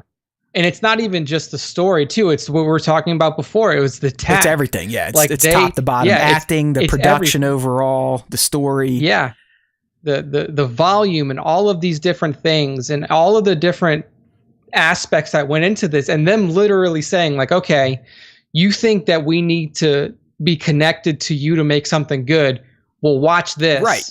And they basically said, we don't need your characters. Exactly. We don't need your timelines. We don't need your story points. We're going to make something, and it's going to be as good, if not better than right. And remember, season made. one, And they did it. They mostly stayed away from the maker's big stuff. Yeah. And it wasn't until it really wasn't until the end of season, the beginning parts of season 2 and towards the end of season 2 where you got like Bo-Katan and Ahsoka. Boba, the Boba Luke and at stuff the like end. that, where you started to mix it in. But like season 1 was like smash hit, fucking Disney Plus runner, like what took that service off with nothing George related in it. Now I'm with you, because I think any creator at his level is just a hardcore narcissist. Mm-hmm. It just, you have to be to get there. I'm not saying it's a bad thing, and I'd probably do the same thing. But if I created Star Wars and then sold it off to a company, deep down in my dark, shitty soul, I would always be hoping for failure. And I think George probably has a little bit of that in him too. Yeah. And like the thing is like, you can say what you want about the sequel trilogy in terms of the story that was told and everything like that. Financially, very successful for Disney. Like they probably had production costs of nearly, call it $150 to $175 million for each of those movies. Because knowing that Solo was $200 million plus and they had to make the movie twice, you would figure that the Skywalker I think you're right. Saga I'd say films, 100 to 200 million tops was probably their operating budget. And then each one of those movies made over $1 billion. Like, you can't say that it's a financially unsuccessful film franchise. Disney's investment is great. I mean, it's paid off on, and it will pay off in spades. Yeah, and so like I do feel like he takes a little bit of narcissistic joy out of the fact that like that story did not weave together like they probably wanted it to. He's like, look, you guys can't do this. You tried and you can't do what I did. It goes back to mine. It's like, hey, I gave you the fucking roadmap, and look, this is what you got. Yeah. You reap what you sow, motherfuckers. Exactly. So he got a little bit of joy out of that, I feel like. I agree. But the Mandalorian, he just can't, like, he looks at that and he's like, fuck, I could have been doing that. All right. Well, I'm on my final one, Nick, I kind of play into this, but it is different. Yeah. So my next one here, and we kind of touched on this already, but the next thing that I think would piss off George Lucas or pissed him off was not having the tech to complete Underworld for a reasonable cost and trashing 50 scripted episodes. Yeah. Yeah, that was essentially his big play. That was his Mandalorian. Yeah. Like, hey, we're gonna expand Star Wars now beyond theaters, beyond animation, live action TV, and that was like his next golden ticket. Right. And like you said, he didn't have the technology. And it was as we learned last year, it was well into development, like done scripts, test shoots episodes. On set. I mean, it was up and running. I think, Nick, you're the one that kind of postulated this, but you said that you felt that Underworld and the technical hurdles and the costs are what ultimately led George to the decision to quit. Yeah, I think just so. Stop. It's so, especially for a person like George, who's always been able to do, like, he always had a beat on, like, while making the two trilogies, like, okay, well, I have to, like, there's stuff that I can't do for the prequels yet. And then he comes back and he makes it happen. Right. 16 years later, he essentially invents all of the technology or comes up with the technology, and then ILM invents it to make that trilogy. And he thought he could do it again. And that's why he got so far with Underworld. It wasn't just like Underworld was an idea and he realized that he couldn't do it. He started to do it, and then he got to a point to where he's like, I can't do it. And we all got to remember, a lot of times George was footing the bill himself so he could maintain control. So there's a good chance that he was, ponying up a lot of Lucas cash to do this, and just was like, you know what? I'm X amount of years in age. I've basically haven't spent any time with my kids. adopted or I don't know if he has any natural kids. I think he does. But either way, I mean, one of the things he says, like, he was just done. Like, he wanted to spend time with the family. He kind of made his mark. But I do think you had a point that once he got into Underworld and realized, like, hey, you know what? I'm fucking 60 or 70 or however old he was at that time. He's going, these fucking cocksuckers were giving me shit over Jar Jar Binks and Attack of the Clones and Sand and the High Ground. And then I'm spending millions of my own fucking money to make them more stuff to shit on. And he's just like, you know what? Fuck this. Yeah. Disney, I need some billions. I need a nice nest egg. And realistically for me, like, there are people out there, a lot of speculation can be had about if George would have made a sequel trilogy or not. Like, I really don't think he would have. No, I think he was like, done. I think Underworld was the last thing he was going to try, and then he's like, fuck this shit. Well, because you figure 50 episodes of Underworld, that's if you're going with, the old TV formula, which was roughly 20 episodes per season, and you're talking, 30-minute long, 45-minute long episodes. Like, that's 2 seasons worth, and if it was successful, he would have kept going. Like, that would have been his baby. That would have been his sequel trilogy, because Underworld was gonna, that was gonna be his long-term project, and he wouldn't have. I don't think he would have made 7. No, 8, 9. I don't either. I think he was content. I mean, yeah, he had ideas for it. I mean, he had a plan for where the Skywalkers would go. I don't think that was his bag anymore. I do think the prequel reception, as it would any creator, it's fucking wore him out. Like, he's just like, why am I doing it? I don't need this fucking heartache and bullshit from these fucking goobs that watch my movies and dedicate religions to them. He's like, fuck these idiots. Yeah, it's like, this is not what give me $4 billion and I'll fucking go away. And now I feel like I would still love, and I do think I would not be surprised if we get the news one day that Homeboy called up Favreau and Filoni and was like, hey, give me an episode. Yeah, I think that's still possible, especially that would break the Star Wars internet. Like, if that was announced that the maker was coming back, they're giving him an episode, be it a series premiere or a season premiere or a finale, like a big or the middle one, like what Filoni usually takes. I could still see that happening, but that's it. Like, I think it would be mostly directing, not so much even writing anything. But I just feel like he feels like he needs to touch the Mandalorian outside of just visiting the set.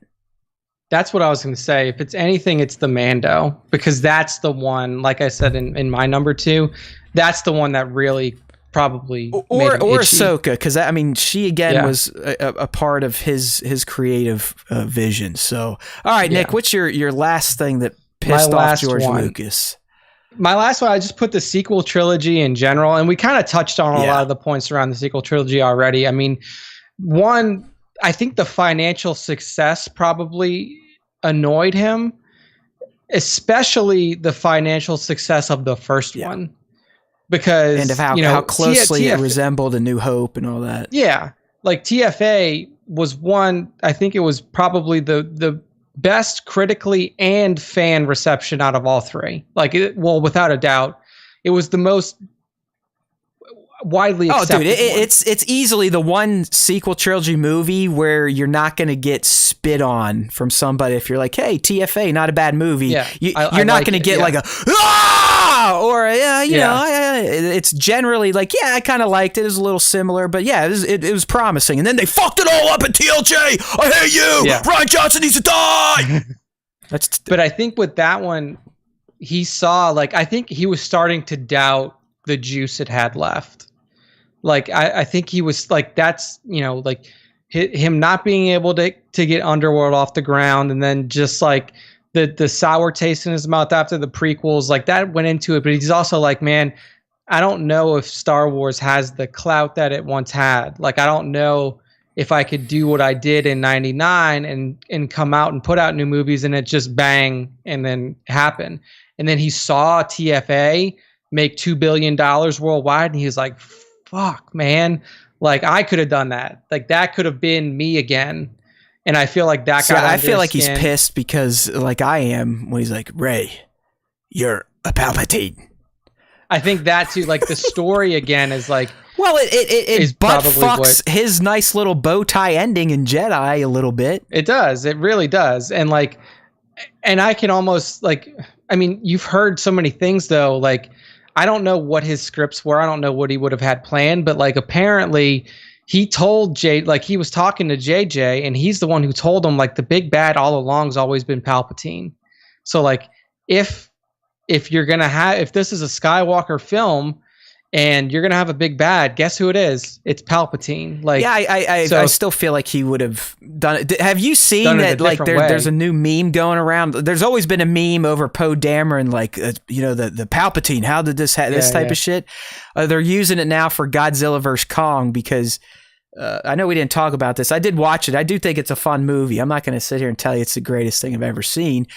But Godzilla vs. Kong definitely employs the wait Palpatine's back logic because they're just like they just do shit without explaining anything, and you're like, all right, I can go along with it. They're big monsters, and there's a bunch of neon lights and buildings blowing up. But if you think about it, you're like, why the fuck is Godzilla doing what he's doing again? Like, did anyone? Dude, that wasn't always Godzilla's thing. That was like he just comes back, like he's just like, oh well, Godzilla's back. I mean, spoiler alert. There's a very clear reason Godzilla opens the movie by attacking humans. But okay. they don't fucking clue you in until like the end, and then you're like, okay, well now it makes sense. But the whole movie you're just sitting there going, why is Godzilla doing this shit? Like why is he wanting to fucking kill King Kong? Like what's the beef here? Like two titans can't exist together. Like what's going on? I don't know. Either way, fun. It's still a fun movie. I think it's partially the story because at first, probably with TFA, he's like, "Fuck, they did it. Like they did what I thought I couldn't do because I didn't know if there was enough left in it." So that probably pissed him off. But then by the end, he was probably so angry because like they botched it. Like he might have gotten like a sick amount of joy out of it, but now he's like. I feel like you screwed up what I did. Yeah, he's probably laughing. He's like, haha, they made this shit. Now people aren't bitching about the prequels as much. He's like, fucking A, finally, someone took that prequel heat off my back and I could just sit there and be like, yeah, well, you guys give me shit about Attack of the Clones and fucking wishing and sand and shit. Rey Palpatine. Game over. So, mic drop, right? So... I think that there's a lot of hate in general for the sequel trilogy, like the financial success of it and the fact that TFA, I mean, at the time became the most, it was the biggest movie of all time, biggest movie release of ever. And that probably got under his skin. So that's my all right. One. And my final, what may have pissed George off. And it ties back into some of our other conversations, but the fact that he is now probably hearing how Jon Favreau and Dave Filoni are the saviors of Star Wars. Yeah. Like Dave Filoni is Star Wars Jesus, like all that type of stuff. Yeah, and we definitely we push that narrative here too. So this one you could argue goes both ways. I think for Dave, he probably loves it and he's proud because that's his Star Wars son. For John, it's an outsider that came in and took his toys and made them better. And I mean, George is a human. I think he's got that narcissism in him where he can do it better. And I think the fact that someone came in that never worked for him, under him, or received his tutelage was able to come in with an idea that has revitalized Star Wars in the minds of a lot of fans. Yeah, I mean, I think that probably does get under his skin, especially like they're the saviors because I mean, if you think I've never said Star Wars needed saving. By the way, I am on the record saying that. Like the first, if you're going by that logic, like it needed a savior. That's like the angry first Disney destroyer Fox. Was George himself, right? I mean, if that's the logic you're following, you are like correct. Correct for 100, sir. So I mean, he's probably looking at that, like people saying that and being like, these fuckers don't even realize, like some of these people aren't even old enough to realize that none of this would be around if it wasn't for me. Like, and that's the thing is like, you know, if you're in your early 20s, if you're in your late teens, mid-teens, or something like that, you may you may not understand the significance. That's a good point. George That is a Lucas good point, because I mean, I even with my little kid who's 5 now, I've had to go out of my way, and I know it's still too early to like correlate. Hey, this is the guy that cooked all this shit up. But I go out of my way whenever like an image of George pops up or, you know, whatever. Like, this guy created Star Wars. Like, he wrote it down on a paper like you know, you're scribbling shit. But you are right. Like, a lot of the new generations, I mean, you could even argue those born in the 21st century may not fully understand George's contributions to the galaxy. Yeah. So... And it's just like, it's one of those things that also, I mean, like, it ties into the Mandalorian thing and the success of the TV, because he knew that's where it was going. Like, he knew TV is where it was going. That's why Underworld existed, and 50 episodes of it were written without it even being produced. And like, now like that, like, Disney essentially created and is sustaining Disney Plus off of the back of Star Wars success. Yeah, Jesus. I mean, the numbers on Disney Plus are just ridiculous. They're rivaling Netflix already. Yeah, it's insane. Like, how subscriber fast base. Netflix had how many years on them, and they're almost caught up in a year and a half. Yeah, and it's purely based. I mean, like, obviously they have Marvel too, but like the first. Dude, how about that Loki trailer? Of Disney Plus. Sorry, a little tangent. Yeah, no, man, I'm excited. Like, I think at this point, like, Marvel and Star Wars TV can do no My harm. God, Like, I mean, Disney Plus has just got the OG content down for people like you and I and those that listen. I mean, just with the Marvel and Star Wars alone, it's well worth the $3.99 or whatever low price I pay a month. I mean, and you know, they're starting to roll out shit like this hockey game. They're doing seasonal programming for kids with original shows. It's turned out to be quite a nice little streaming service, and especially for, like I said, Star Wars Marvel heads, you cannot not have Disney Plus at this point in time, because WandaVision was something. I'll leave it at that. It was something. It was unique. It was different, and in the end, it progressed the MCU back towards the next Doctor Strange, and what we're getting with Falcon and Winter Soldier is fucking kick ass, and that Loki trailer is setting it up, in my opinion, for what I like to watch to be the best yet Marvel show. So, yeah, Disney Plus, here we go, and George ain't getting any of that money. Yeah, but Nick's right. I do think he was angling the galaxy towards live action television. Anyways, he'd been doing it for years with the Clone Wars, and as I said, it was starting to build up quite a following after the poor reception of the movie. But there you go. Those are things that we think would piss off George Lucas. Hopefully everyone understood that segment. We were not shitting on the man. We're just kind of having fun and speculating on what might have pissed the maker off. Yeah, trying to get into his head. And we'll, maybe we'll revisit it down the road. We have a few other special topics to cook to get out one day, but once Bad Batch is back, we'll be back to our regular boatload of uninteresting content as described by us to you on the Star Wars Time Show. There we go. All right, dude, we got one more post before we get into the fan segment, and this is a collector style post. A Funko Pop post, believe it or not, and really the reason I threw this out there, Nick, because I've given up collecting the pops.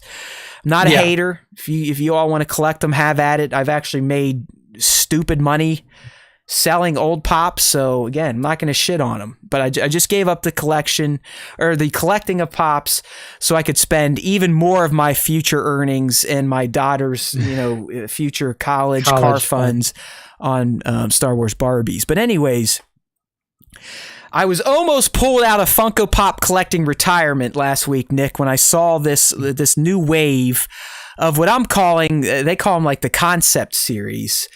Yeah. I mean, let's be real. They are the Ralph McQuarrie series of Funko Pops. So I'll pull up the images here. But I just, as someone that's a really big fan of Ralph's and appreciates and understands his impact on the overall look of Star Wars proper, like that guy set the tone for what Star Wars was going to look like. Be it the characters, the weapons, the ships, the interiors, he is the man. Yeah. And he has two sketches. Well, there's one sketch. I have it hanging up right behind me. It's an early concept of Luke versus Vader on Bespin. But the one that I know all Star Wars and Ralph fans will know, it's the scene where Luke's kind of wearing a scuba mask. He's holding a white lightsaber, and Vader is blue, and he's got a more angular, kind of sharper designed helmet.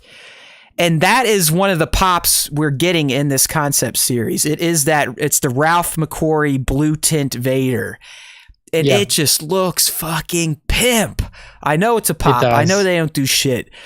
But it's Vader, man. And he looks just like I said, the tighter angles, the more oval eyes, just make him look even more menacing than the Vader we got.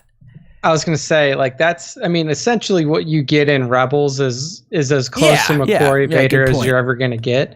And it does have it's more angular, more samurai looking. Exactly. It even has it almost has like a gimp suit on too. Like, look, it's not even, you see how it's like, it's almost, what are those things? A tight latex suit. Yeah. And he's got like almost overall clips coming down instead of his electronics.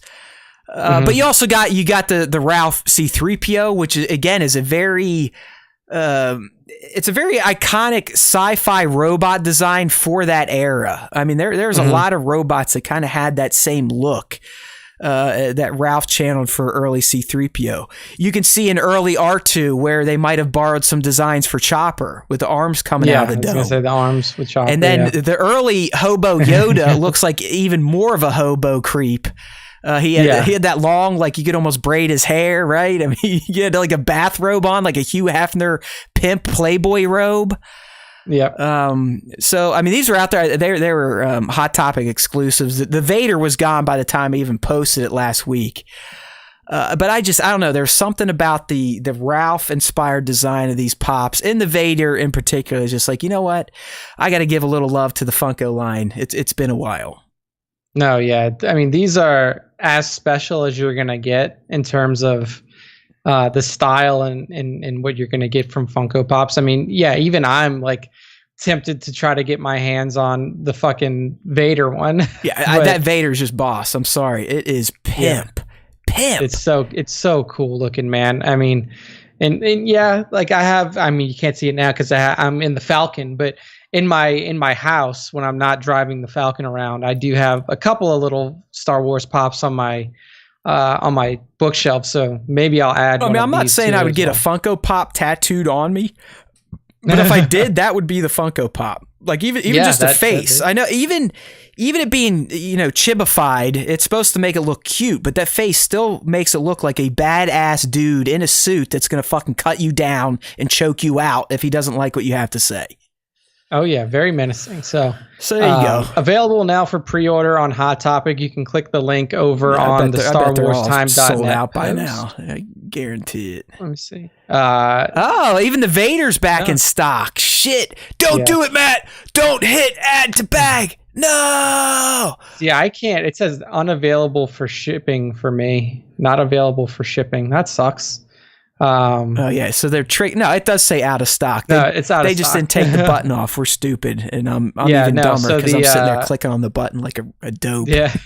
So the R2 is in stock, the 3PO is in stock, and the Yoda is in stock. Of course they are. I mean, but just not the Vader. That just goes to show you how fucking Mac Daddy that Vader is, though. Yeah. Like I said, as soon as I saw the news, like it came from the official Funko account, as soon as I went over to Hot Topic, Vader was gone. Yeah. I do not miss those days. I remember I was such a junkie with Funko exclusives and staying up and waiting and getting right on there to order them before all you other bot fuckers stole them. But like Nick said, you can get the droids and the hobo out there. Yep. So pick those up at your leisure because I don't think that they're selling out anytime This is Craig the Brute just hopped on. But what y'all think about Vader versus Thanos? Huh? Is that like a thing? Is that like a video out about it? I don't know if it's in reference to your battle bracket and how you're doing Marvel versus Star Wars, or I know there has been talks about Vader versus Thanos. We've even featured, I think, some toy photography You had a yeah. shot. I've had Vader fighting Thanos. Vader would one-handedly kill Thanos. I'm one of those people. Like, what's his name would probably kill me. Lights, camera, tentacles, and the flame guy. But I am one of those people that essentially feels like a Mac Daddy Force user could pretty much dominate most any other superhero. I mean, if you just look at, you have a Mac Daddy Force user in the MCU, and it's Scarlet Witch. Yeah. And she almost single-handedly, she could have killed Thanos by herself. Yeah, I'm with you. So Craig the Brood, it wouldn't even. I'm going Vader would win. He would use the Force to pop out the stones, or just crush the glove, or rip his head off. I don't know. It wouldn't even be a competition, because Thanos he's a physical presence. Like, he needs to hit you. And he doesn't have mind powers, and even with the glove, he doesn't have the Force. Yeah, he can do shit with it, but you saw what happened. Scarlet Witch got her powers around him, and he was done. Yeah, he called in an airstrike that was wiping out his own team. He's like, fuck it. Yeah. He knew he was cornered. He's like, fuck it. If I'm gonna go down, everybody's gonna go down. So yeah, there you go, Craig. So Vader. That's how we roll. We serve our fans directly. Yeah. And speaking of the battle bracket, yes, there was only one that popped up this week, and it was one of the characters I was just talking about, good old Scarlet Witch. So Marvel versus Star Wars battle bracket continues with number 2 Scarlet Witch versus number 15 Rey, and the vote played out actually not quite as bad as I thought. So it was a 70% vote for Scarlet Witch, 30% for Rey. And really for this one, I thought it was going to be a complete massive 90% to 10%, 95 to 5.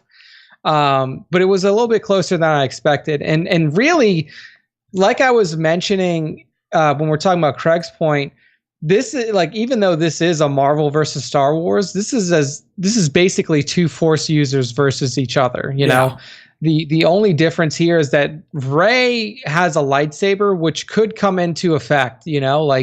Scarlet Witch doesn't really have a weapon that she could use. If Rey was a really good Force user, and maybe you look at Rey 10 years post Tross, where she's got more training, more time to hone her skills.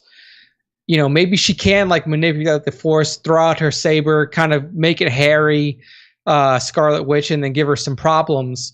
But I think as we see Rey in the movies, I think Scarlet Witch's abilities, they're her Force powers are just a little bit stronger. Yeah, than dude. Rey's. Through the end of WandaVision, it's established that she can use chaos magic and essentially create beings. She fucking created a vision using her magic. It was a fully functioning being that within her control was just like the other vision.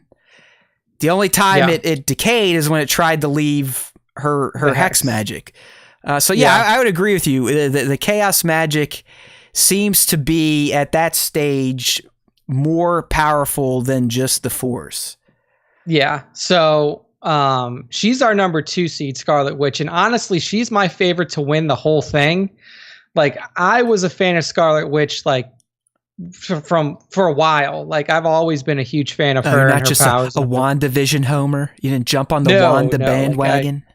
I wrote articles far long ago that talked about how she was you clout chaser. How she was the strongest of all the Avengers, if not one of the strongest comic characters ever.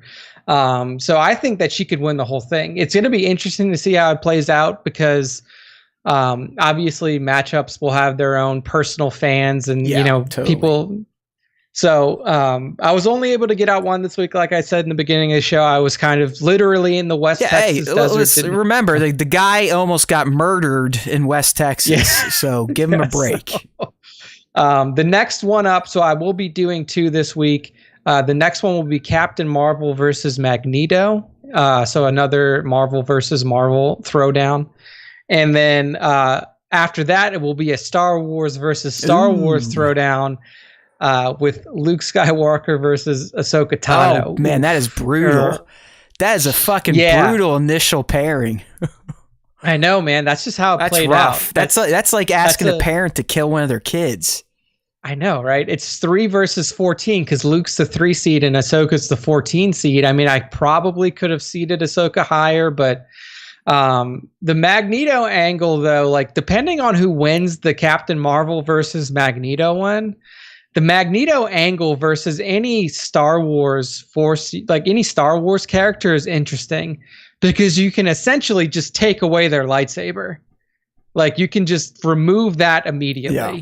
Because it's all like every lightsaber that all of these, you know, Jedi use has some form of metallic compound in it. So he just takes it, whatever, you crush it, throw it away, whatever. Like he can just it's make like that again, and I'm not trying to get super nerdy here, but then they'll just use their force and crush his body. Like choke him out, rip his mind blocking helmet off with the force, and then use some mind tricks on him. But can they? Yeah, I mean that's the real trick is like how it all plays out. You want to get super dorky? I would argue the force absolutely dominates anyone that can only influence metal because the force is everything. Metal is just one thing. I don't know, but I because it's Captain Marvel, I'm almost guaranteeing that Magneto wins. Okay. Do you think she's in? Sadly, she's a character like Rey that a lot of people are just never going to like because she's powerful, she's a girl, and that can't happen. See, I didn't know that there was that much. Are you kidding me? Go do some research on Captain Marvel and all the drama about, you know, girl power and all that shit. I never and that's like I got away from that a while ago. But when you cover Star Wars, you kind of see when you cover geeky shit. You know, this would have been my Buddha days. You just see it. No, I mean, people were highly offended in the trailer where you know the girl. It was a scene with the biker to Captain Marvel. It was like, "Hey, give me a smile, baby," or something like that, and she said something like, "Whatever," and you know, a bunch of macho men got all offended. And, you know, there's no way Captain Marvel could be that strong and blah blah blah blah blah. Yeah, it's like I don't know. It's just really weird. But yeah, I don't know. It's like the next matchups are going to be interesting, and then the last one to close out the first round of the bracket before we move into round 2 is Revan versus Obi-Wan, which I think is a rematch of our previous Star Wars Force user bracket. All right, well, so two Star Wars only ones to close it out. But yeah, so keep your eyes out. I will drop the Captain Marvel versus Magneto on Wednesday, and it will be in our stories on the IG. So follow us at Star Wars Time Show for the polls. Go to our stories, vote there. If you put your vote in the comments, it does not count. You need to go vote on the story. Go click the name. If you need help on how to vote, just contact at Gregu Snaps. Yes. Because he has so many burner accounts that he is an expert voter at these things. So if you need any tips. Greg probably votes 6 times per matchup. Yeah, hit up at Gregu Snaps. Well, he's the one, like, I didn't even look. I mean, I try to tune out more than I used to. And I get a message, "Hey, is Nick doing a bracket this week?" I'm like, I don't fucking know. I just assumed he did it. And I slacked Nick, and he's like, "Yo, I'm fucking on vacation. Blow it out your ass." I was like, all right. Like right after, probably it was like Matt messaged me 5 or 10 minutes after I had posted up the this one here, Scarlet Witch versus Rey. But yeah, it's like out there you just don't have reliable internet access. So anyways, he's back on the battle bracket wagon this week, Greg. Just stay tuned. But like you said, if you want to get involved, if you're new here and you're wondering what the fuck are these guys talking about now? Is this a Marvel show? No, we're doing a battle bracket of comic book characters versus Star Wars characters, and some of them even feature comic book versus comic book or Star Wars versus Star Wars. And you can get in on the voting by going to Instagram and looking for at Star Wars Time Show, following the account, and then browsing our stories to drop your vote. Yeah. There we go.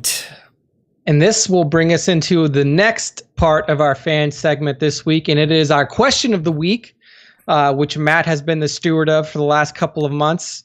And his question to all of you assholes out there, I mean fandos out there, can I go take a piss, please? Yes, you may, Matt. So I will lead us off. So in the first do the one. question, then I'll flip you to the next screen.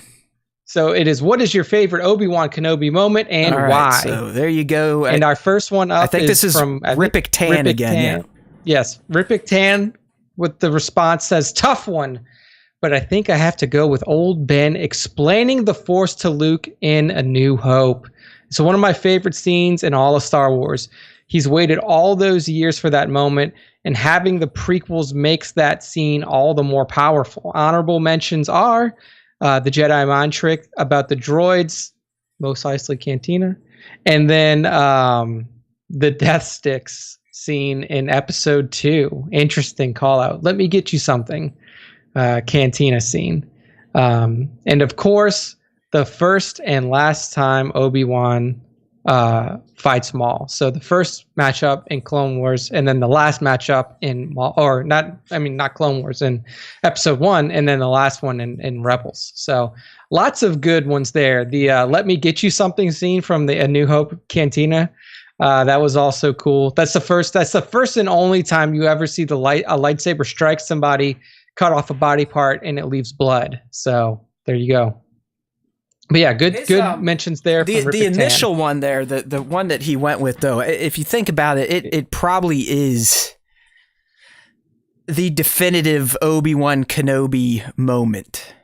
It's such an iconic scene because it essentially sets up all of the mysticism in Star Wars in one. And the Skywalkers and the importance of the Skywalkers and why he's been, he's not saying, yeah, Luke, I've been watching you because of this, but you start to realize, like, okay, this is why this creep's been keeping an eye on this boy. But the way Alec Guinness acted that scene, you can just see Kenobi just utterly devastated underneath the surface. Right? Like when he's thinking he was a good exactly, friend. And he was a good friend, the dark times, blah, blah, blah. And you can just see how fucked up Kenobi is in the head because of what happened with the Clone Wars and the failure of his Padawan. Yeah. And that's what makes the Kenobi series all that more interesting. Like, because you get to see, or you'll get to see a piece of that transition from... Right. Jedi. You know what? I'm glad you brought that up, because you and I we were kicking this around last week, and you told me I was an idiot, and that's fine. But IGN put out an article describing a line in Return of the Jedi as a plot hole, and technically it is. It's nothing I ever thought about or lost sleep over. Yeah. And the scene it's when Luke turns himself in towards the end of Jedi, and he's talking to Vader, and he's basically like, Dad, I know there's still good in you. I can sense it. We can do this.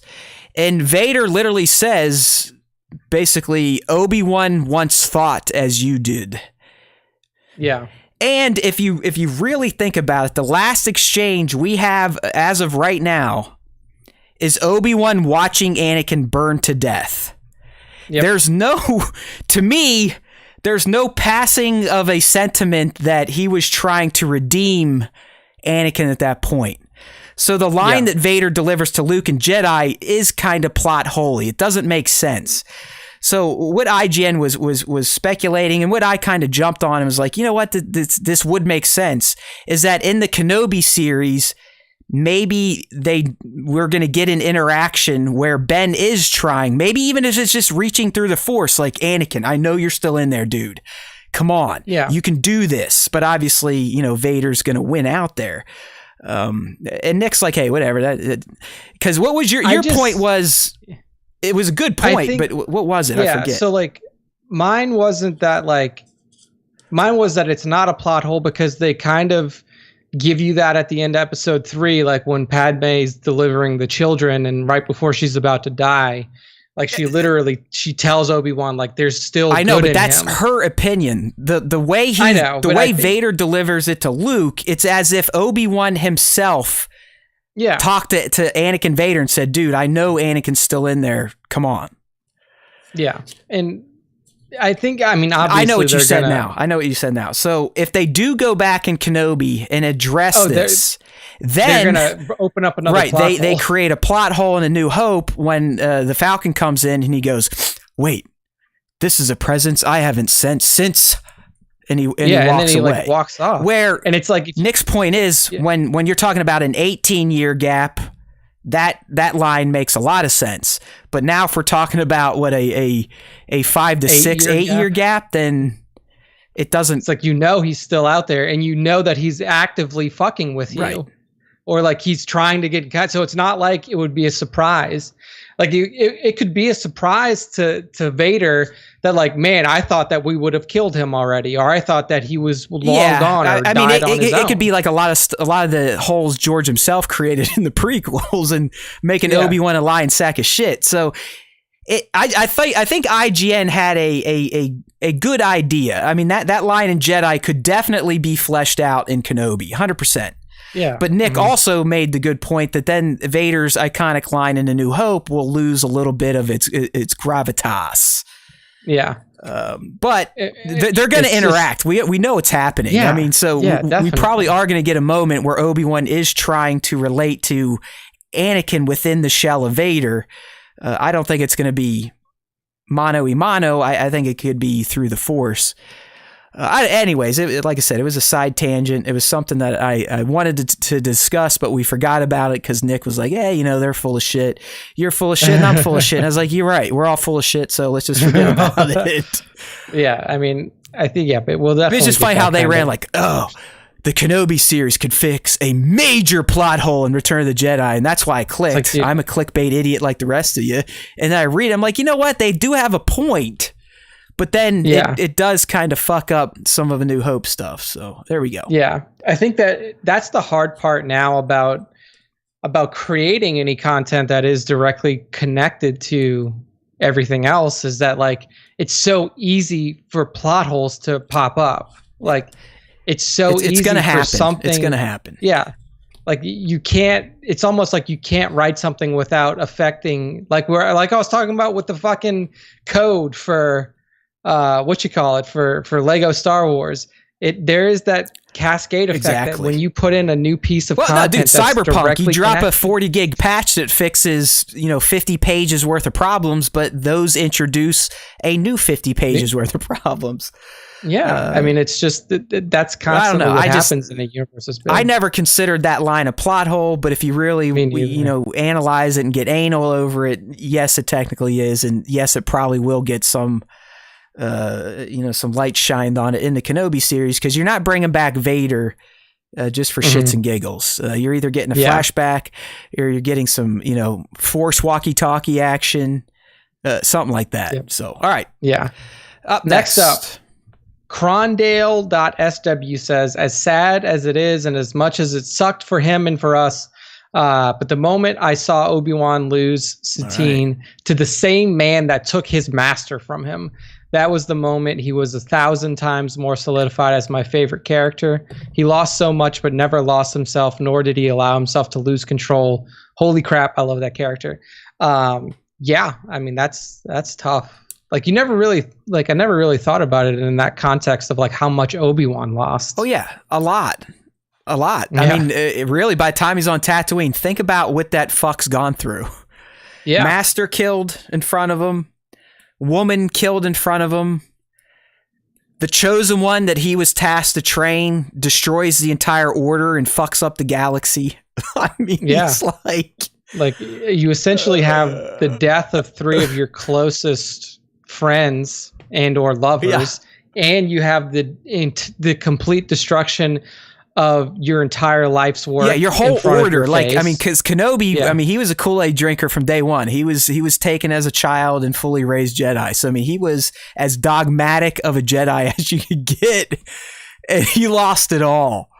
And like Crondale says, like to lose the amount that he lost and still maintain your level of sanity is, and I do hope in the Kenobi series they explore a little bit of him possibly breaking. We know he doesn't break, but I want to see some of the struggle, because you never really see Kenobi broken. Yeah, the mental anguish. Exactly, like mentally fucked. You never, even with all the shit going on with Anakin, like he's like, I can't kill him. Yoda's like, suck it up, pussy. You got to kill him. He's like, all right, I'll kill him.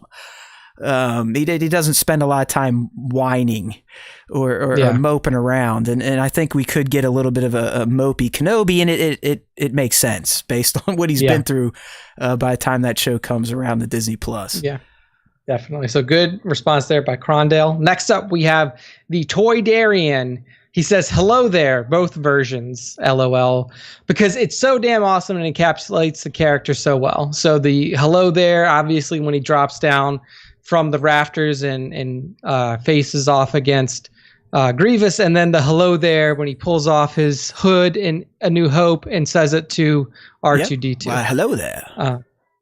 Hello there, little one. Yeah, that's where the plot holes start kicking in right away because he doesn't recognize the droid, and he's fucking... Yeah, I know, immediately. He literally hung out with R2 for years and years and years. Dude, for Anakin's whole arc, and you meet Anakin when he's, 10, 10, I think. And then by the time the end of ROTS comes around, he's got to be in his early 20s. Yeah. So a decade of your life that you just forgot. Easily. I mean, easily spent 10 years with R2 and C-3PO and had no fucking clue. I don't ever remember owning a droid. It's like, bro. Dude, it's like, wow. This droid saved your fucking life. Multiple times. You would have blown up in the Queen's ship if it wasn't for this guy. Yeah. Oh, well. Dude, that again, plot holes. It doesn't matter. Plot holes in Star Wars. It's just that, he gets his fucking mind wiped. It's highly unlikely that they plug that hole. Yep. Mind wipe, but for some reason R2 was still able to download all C-3PO's memories by the end of TROS. So yeah. So much for mind wiping. They selectively removed the droids from his brain because he remembers everything. Yeah, someone force wiped him. Yeah. Okay, next one. All right, next up. This is W Boyko. I think this is Bat. This is Bat's other account, right? Bat2797. I have no idea. So W Boyko says, I'm going a little different here. I love the scene where Obi-Wan is talking to Yoda about the missing planet of Kamino, and the young Padawan fucking roasts him. It's a great moment where Kenobi, just like many of us, overthink a problem, and Occam's razor applies. It's such a simple scene, but it teaches Obi-Wan to trust in himself and his instincts, the Force, more. So, yeah, it is it's one of those, I think Yoda kind of perfectly says it. He's like, how simple the mind of a child, or how precious the mind of a child. Yeah, it's something like that. It's like just their innocence and the fact that they just go to the most obvious conclusion right away. Because, Kenobi's like, hey, Master, what the fuck? The planet's just gone. And the kid's like, someone deleted it, asshole? Yeah, and he's like, they just removed it. Yoda's like, there you go, Kenobi. Okay, yeah. So it was a very simple scene, but it does and it's something that applies to all adults. So this is not Bat's other account. Yeah. This would have been this is a Jesus Kenobi scene, because this is where he's whipping his Christ-like mullet. The mullet. Yeah. But this is it is. It's a good teaching moment for not only Kenobi, but also for us, for us as adult it does make humans, sense, because Kenobi always was he wasn't much into the Force shit like Qui-Gon. He was always by the book, blah blah blah. It's got to be this way or that way. He didn't really think outside the box like Anakin could during a battle. Hey, we got to follow the battle plan. So no, I do like that. It's a fun scene. Next up is. Damn it! I can't count. I did fucking 6 again. It's like if I capture a story reply, I go dumb, and I still do 5 comments. Yeah, it's totally fine. Sissix says his first appearance in Star Wars Episode 4, so A New Hope. Magic, wondering who this strange person is. That's kind of the same, the hello there. It's like the hello there moment, but that whole... You see him, he's waddling in the desert going, right? Crate dragon screen, all that stuff. He's got that janky robe on that has a KKK point to it. Yeah, but it is. It's like you get introduced to him vocally verbally by, Uncle Owen. And he's like, oh, that crazy kook out there. Right. And you finally see him And he does, like you said, he first walks up. He does. He does pay off as that old crazy hermit living out by the Dune Sea. He totally does. Yeah, but that whole scene of essentially, you could say that he force healed Luke now, like with the little touch on the head. You know what, Nick? From a kid on, I always thought that he did do something. Like it wasn't him just putting his head on and then Luke just magically woke up. Yeah, so there you go. Now you get that confirmation, and then obviously the Sand People travel. Oh yeah, he lays down that knowledge. All of those things, those Kenobi-isms that you get from A New Hope. Yeah, but it also perfectly establishes the fact that Luke is well aware of Old Ben, and Old Ben is well aware of Luke, and that they have interacted at some point in time. Yeah, exactly. So, good response there by Sissix. Next up, and the last one for the responses is from Lima4 Photos, our good friend in our Discord and in our chat community sometimes, says, for me, it was that moment when he treated and defeated Maul with so much respect. Many would be quick to criticize Kenobi by labeling him almost derisively with the whole best member of the Jedi Order, aka blindly dogmatic tag. But it was this moment in that Twin Sons episode in Rebels that truly defined him. He was the personification of everything that was great about the Jedi, 100%. Yeah, I mean, that moment was very powerful in terms of, because that could have gone, like you mentioned, or like one of our previous responders mentioned, Crondale mentioned, with he saw Maul kill Satine. He saw Maul kill his. Oh yeah, I mean, come on, like Maul dedicated his life to hating Kenobi. Obi-Wan like that's all he wanted to do. That's why he could never grow or get better. Yeah, and in that moment, like in that ultimate moment of defeat, where Maul is, felled beside him, he could have gone a way different direction. Like he could have been spiteful. He could have been dismissive. Chopped his head off and held it up like, I am Kenobi. Hello there. Yeah. But even by Jedi standards, if he would have just killed him and then walked away and left his body there in the desert, there would have been nothing wrong with that. Right. But to literally take him in his arms and give him comfort in his moment, his final moments, like that really does. Maul died a brother almost of Kenobi. Yeah. Like Kenobi had a love and respect for this character. He pretty much told him I'm here because of Luke. Luke is the chosen one. I know a lot of people don't like to hear that, and that's up in the air because it is lying Kenobi, but Kenobi tells Maul that he is guarding the chosen one.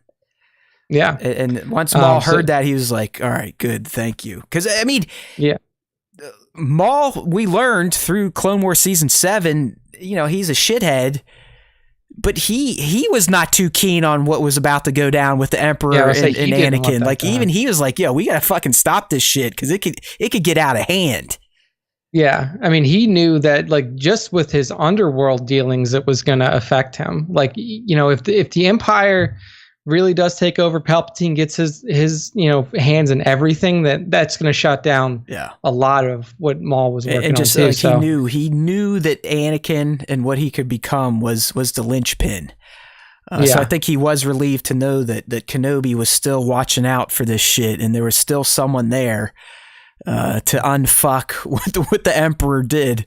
Yeah. I think that's what Kenobi says to him, or maybe it was Maul to Kenobi, or one way of the conversation, one of them said, he will redeem us both. Yeah, and I just watched it, so I don't want to talk out of turn, but the conversation does have that feel to it. It's like Maul dies and all the burdens are released from him. Like he dies peacefully. The conversation they have allows Maul to die knowing that it's being taken care of, essentially. Yeah. That was a beautiful and just moment. This last line here, I think it's a good take, but there's another side to this coin, and he was the personification of everything that was great about the Jedi. I would argue Kenobi was also the personification of everything that was wrong about the Jedi. Yeah, his dogmatic views and those others that held them are ultimately led to their great hubris and their blindness to the rise of the Sith. So, Yeah. So good responses there. I think old Kenobi learned that because you never heard Kenobi telling Luke like, "Nah, you can't have attachments or this or that." I mean, yeah, they like he definitely left out all of the, all of that stuff that was very big back in the day. Yoda sort of mentioned it on Dagobah. He's like, no, don't leave. You're just going to fuck them up. But neither one of them were delivering it like they used to during the early days of the Jedi Order. Like, hey, if you even look at a fucking female or another human and have thoughts, you're wrong. Yeah, I mean the whole scene, the hate leads to anger, that all stemmed from attachment. Like Anakin speaking to Yoda about attachment and these visions that he's seeing and stuff like that. Let go of everything you must, and that whole thing was there. I mean, that was one of their primary tenets. Was like you are essentially like a Catholic priest. Yeah, there you go. I was going to say you're married to the religion. Yeah. And that was it. And you see how well that's done for the Catholic priests, right? And the Catholic Church. I learned many years after the fact that I was in the Pittsburgh diocese, which was one of the worst for like boy touching.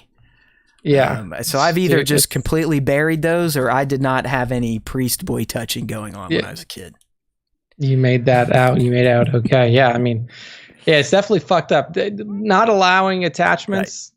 Yeah, and Yoda, great. I mean, he learned as much after he died too. They all eventually figured it out. So I mean, it just cost them the galaxy. Yeah.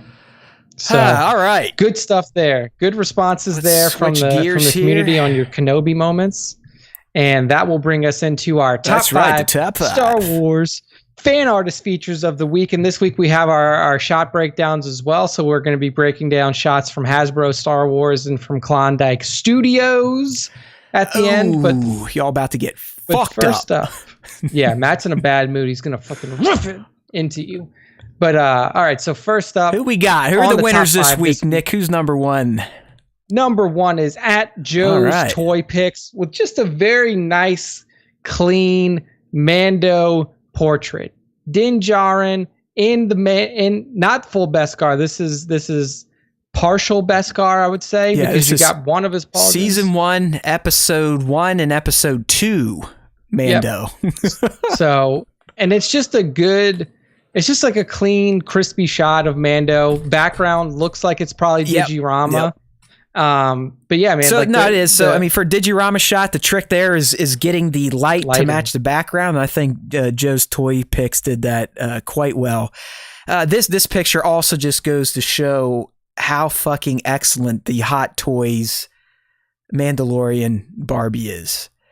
Yeah, it is. I mean, it's a super photogenic figure. It looks fucking fantastic. I mean, this is a great looking shot, but even any shot I've seen of this figure looks fucking fantastic, but it still doesn't do justice to what the figure looks and feels like when you're holding it. Like, I want to go break mine out right now and caress it a little bit and talk to it and whisper in his ears sweet nothings. It's just, it really is one of the greatest Hot Toys out there. And at Joe's _toy picks took a nice little portrait. But really here, the key is in the color grading and how the lighting of the foreground, the subject, blends in well with the background. And then I'd also say there's some soft proofing going on here to not necessarily wash it out, but kind of put a little bit of a haze tone over top of it. Yeah. So good stuff there from at Joe's _toy picks on Instagram. And Matt was about to die there. He had some Star Wars Force juice caught in his throat. At Joe's _toy picks on Instagram. Thank you very much, sir. Next up in the top 5, we have at ChezPix66. ChezPix has been on the top 5 multiple times, and it's always his incredible outdoor photography. He's the Star Wars sunset king. It could be a sunset or a sunrise. This guy is the master of golden hour Star Wars toy photography shots. I made sure to say that slowly so it didn't come out. He's the master of golden showers, because I would not say that about ChezPix. I don't know him that well. Yeah, we don't know what his other Instagram account is that does that. So maybe he does have a second one that's more focused on that. But this account here, ChezPick66, is like Matt says, he perfectly captures those sunsets, sunrises, and in this shot here, I mean, like basically, I think ChezPix actually does live on Tatooine. Like if you just look at all of his shots, it just perfectly captures the Tatooine desert vibe. And what we see here is a number of Tusken Raiders on a ridge, looking down over somebody over there. Some of them have their gaffy sticks, some of them have their long rifles, and they're just kind of surveying the landscape as I mean, dude, the one with his stick up, I can hear it through my screen going. Yeah, exactly. Like doing the walrus call that the sand people do. It is. I mean, it's just it's a silhouette shot is how I would describe it, because you don't really have any light on the subjects. Yeah. They're kind of being backlit by the sun, and then there's no lighting in the front, so there's no like key light or overhead, which creates the shadow silhouette look, and it's just beautiful. I mean, I'm not saying I could do what ChezPix does, but I would love to fucking live next to an area like he does. Because I think that'd get my dead ass out doing this a lot more than I do. Because, my backyard's pretty boring and I'm a lazy piece of shit. So if I can't do it in my backyard, I'm not really going anywhere else and looking for a nice setup. But I believe he's told us before, I think he's up in the Northeast, and be it Maine or Connecticut.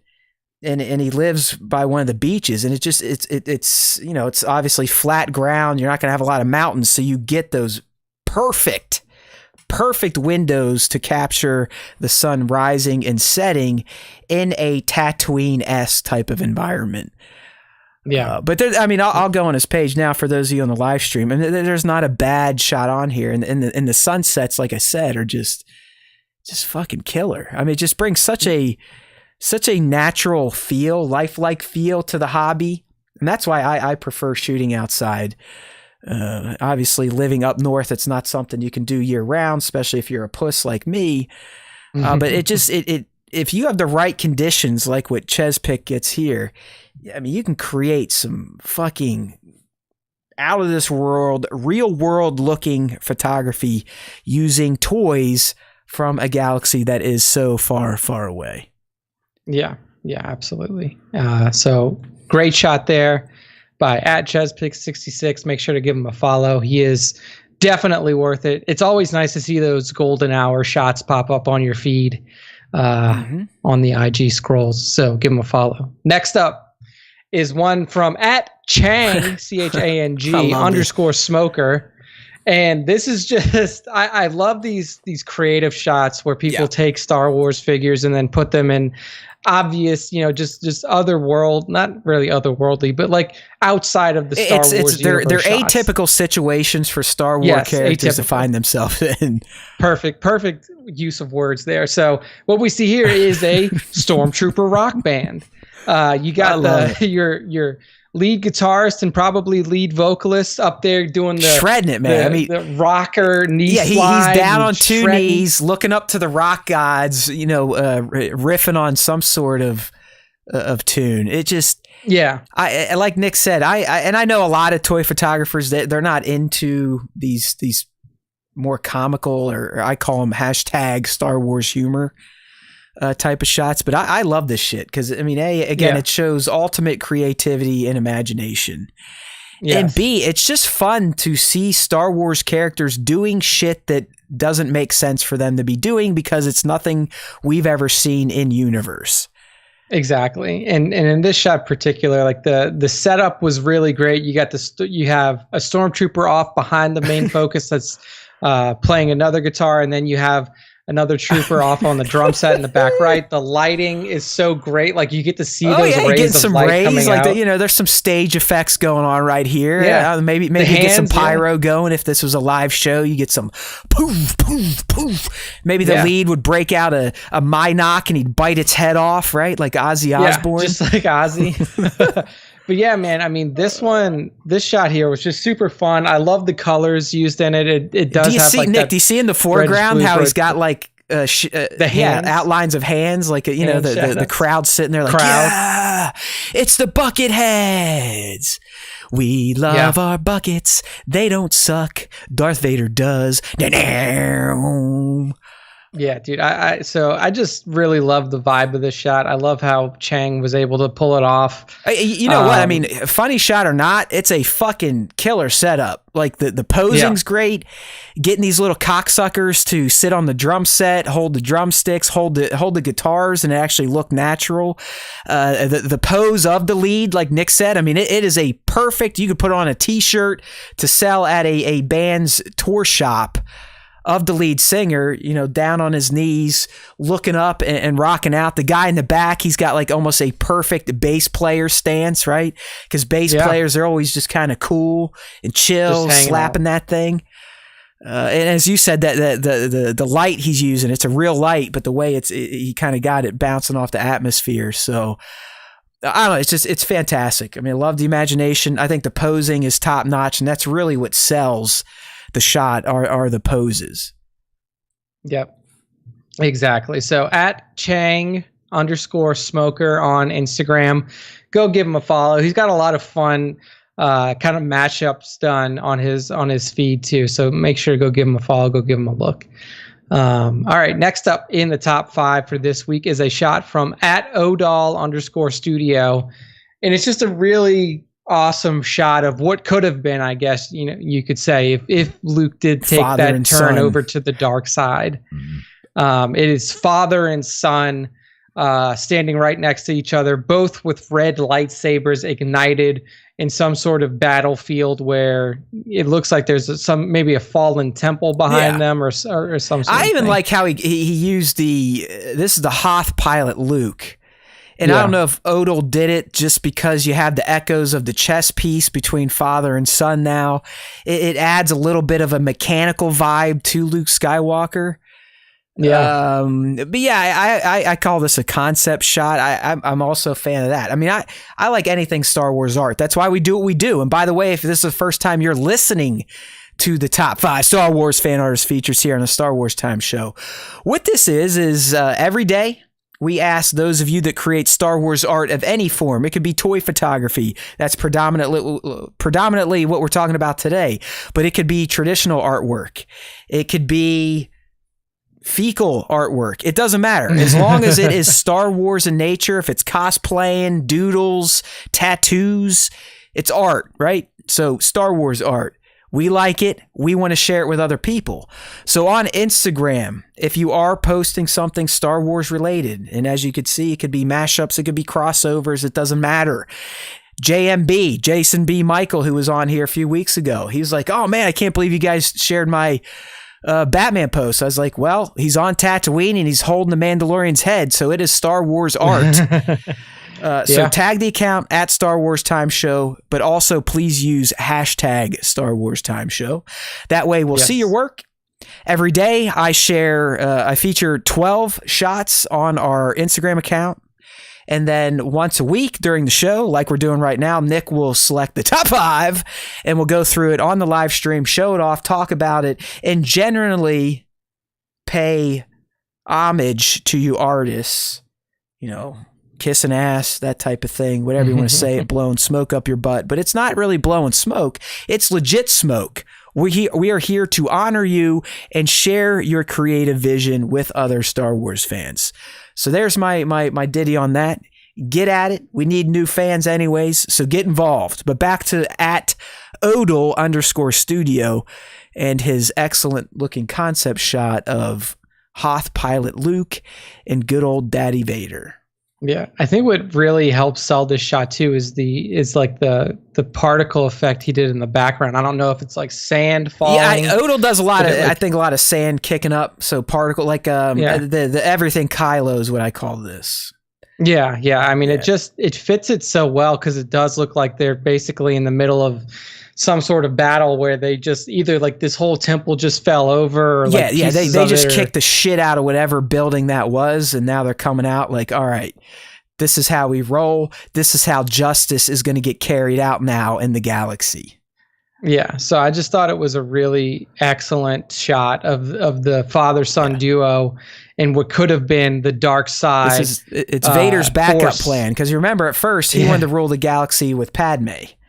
Yeah. But once he choked her ass out, now he's going on to his offspring.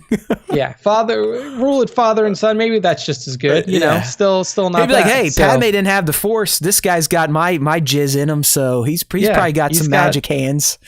Yeah, he's got a good amount of Force in him. So I think we can probably do well if I can convince him to come over. So all right.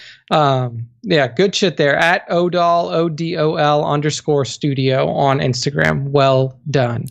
And the last one up for the top 5 this week before we get into our fan shot breakdowns is from at Mark Walker Photo. And what we have here are 2 Jawas, and they've cracked open a Cadbury cream egg. Are you a Cadbury guy? Do you like Cadbury? I do like Cadbury cream eggs. Yeah, I haven't had one in a long time, but when I was a kid, I'm a fat. Like I explained. I mean, I know I don't look obese, but I am an obese person. You're a fat kid at heart. Oh, dude. Like that's my life. So anytime Easter comes around, I demand at least a sleeve or 2 of the Cadbury cream eggs. Yeah. But what really gets me are the Cadbury mini eggs with the candy shell. Holy fuck, man. Like I think on Sunday alone, I ate probably 4 of those little bags that you can get, like the little personal 200 calorie bags. Yeah. I just can't stop eating. I think Cadbury chocolate is some of the best fucking chocolate out there. Oh, dude. And yeah, I mean, I totally agree. And the fact that you can only get them around Easter is just that's probably what makes it so good then, right? Because it's not something you can have. Last year, I'll never do this again, but I did it last year. It was the first time I did it. Maybe it was pandemic brain. But I was like, you know what? I'm fucking stockpiling Cadbury mini eggs. Stockpiling. I probably bought 15 of the large sacks, like the super large family size purple bags. Yeah. And Nick, I was eating them, I think, well into the summer, the fall. It's just like, okay, dude, you don't need a years long supply of this shit, because every weekend you're going to be funneling those damn eggs down your mouth. All right. I mean, don't you need them though? You really do. Dude, they're so good. I should go get you my haul. You would laugh. I mean, I'm a 40-year-old guy that probably gets more Easter candy than little kids. Oh, and it's all fucking Cadbury. Like, and his tones is saying, I was going to say, I would assume UK people are addicted to Cadbury because it's their shit. Yeah. And he's saying they get them all year long. So, dude, that's crazy. But yeah, the cream eggs, I'm not as a big fan in the caramel eggs, but I still, it's still not bad. But the mini eggs, number 1 from Cadbury. Then right underneath that, as we're looking in Mark Walker's photo, would be the Cadbury cream egg. And boy, oh boy, I'm working myself up. I wish it was Friday so I could eat some. But on this shot, the shot's fantastic. Mark Walker has been featured many times on the top 5, and you had that smoke background that kind of gives you the separation between the foreground characters with the 2 Jawas, and then just like the pose of the one Jawa who's not holding the cream up. We actually, there was a few I didn't do my full load of shares on Easter Sunday because I didn't want to go to hell. Yeah. But we did get a few. I think we got like 3 or 4 similar shots of Jawas, and it's a play off The Mandalorian episode 2 and the Suga. I love Jawas. I love those fucking cocksuckers. But you're right. It is. I think the fact that Mark actually dipped one of their hands in and then caught it slowly dripping mid-drip. Yeah. And it's like it's making the other Jawa go like, oh, Suga. Like he's almost going to pass out. He's so excited that he's about to dip his own hand in there. Yeah. Tones, I got that tip, bro. I'm a pro eating Cadbury eggs. I bite the top off, and then I almost make love to it with my tongue through that hole. Like I practice cunnilingus almost, where I'm like, I try to suck all the juice out. And once I get all the cream out, then I process the chocolate. So yes. There you go. All right. Now we're getting into the territory where I'm going to start getting myself in trouble. Yeah. It's been that. We've hit that hour of the show. We've hit that minute mark where my governor is starting to fail on saying stuff that is a little outlandish, but fuck it. Who cares? But hey, don't worry. We're almost to the end of the show here because that's the end of the top 5, but we still have 2 shots to break down. So thank you at Mark Walker at Mark Walker Photo on IG. Go give him a follow for that top 5 entry. Next up, we have our breakdowns. The first one here is from at Hasbro Star Wars. And what we are looking at is a stormtrooper kind of wading through water on a beach, and his looks like one of the new Black Series stormtroopers. So that new mold for those of you who can't see. Yeah, and the caption is Beach Patrol on Scarif. So Matt, why don't you give us? Well, there's an easy thing right here to critique right off the bat. Okay. The fact that they only tagged at Star Wars the Black Series. All right. Wow. Yeah. That's an easy one. That has nothing to do with photography, but you're already doing it wrong if that's the only tag. He's got the hashtag in there. So he's got one piece of the pie, but I believe you were the one last week that pointed out, like, look, this is how you do it, people. When whoever we were talking about, literally, we were the first everything. We were at Star Wars Time Show, but so that I was just trying to, live up to your expectations. And, you're and right. Let them know. You're right. He actually hashtags us twice. Okay, I guess that makes up for it a little bit. So maybe one of them was supposed to be an at because he's got hashtag Vader, hashtag Ahsoka, hashtag Star Wars Time Show. And then down towards the bottom, he's got hashtag Stormtrooper, hashtag Plastic Picks Top 5, and then hashtag Star Wars Time Show again. All right. I'm just fucking around with that one, but I'm not really, so listen to us. At Star Wars Time Show on your post. Please. Do it. In terms of the shot, so here we go. I mean, you're always going to hear this from me when we critique if it's missing. In particular, I think it really would have amped this shot up, but a good squirt of some atmosphere, because it would have caught that back sun where you're seeing the lighter or the brighter light shining on the trooper's back. It would have caught that nicely and maybe even created some rays of light. I would also argue there's just something off with this pose.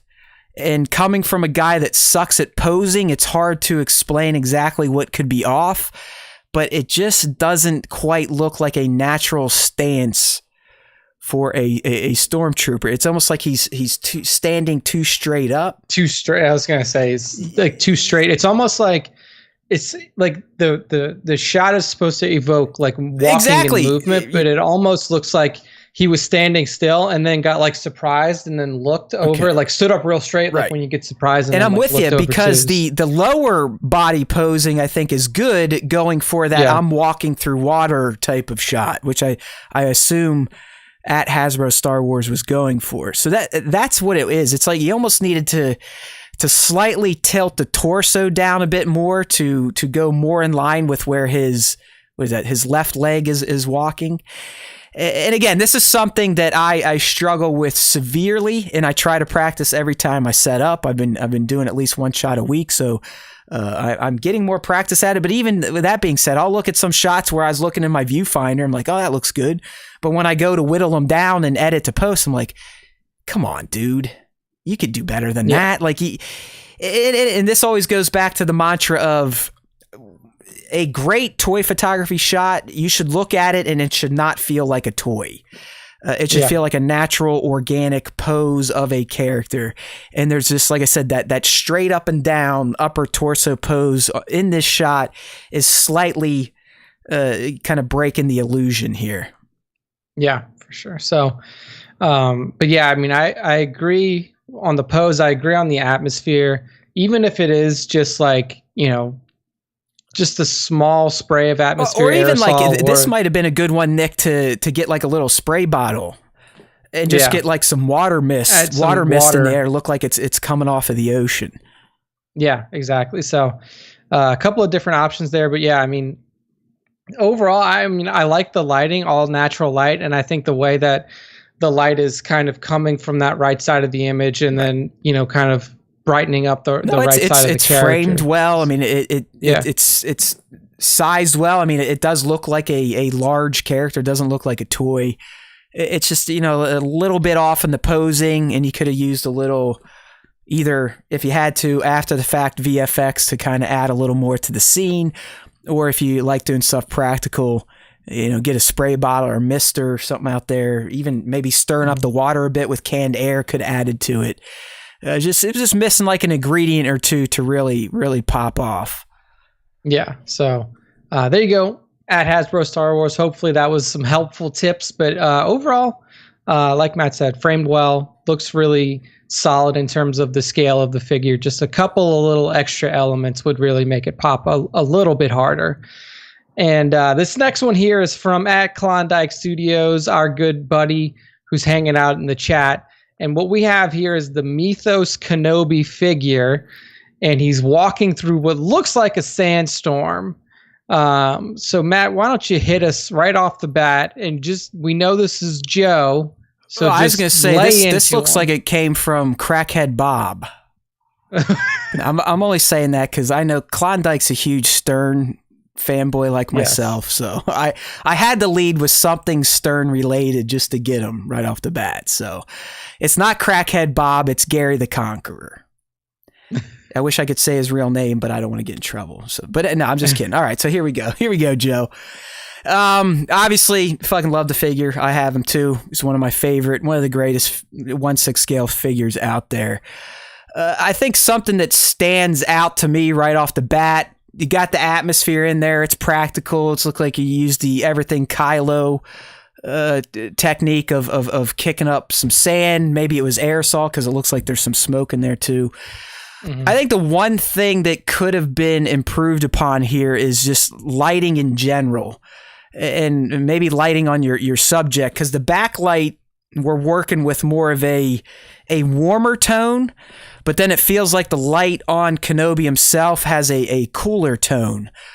So it's almost like your backlight had an orange gel or something like that, and the light you're using overhead or your key light was just your typical white light.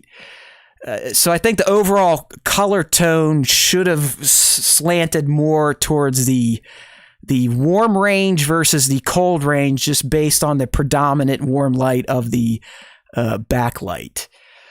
Mm. I think the pose is pretty damn good. I mean, he's clearly walking.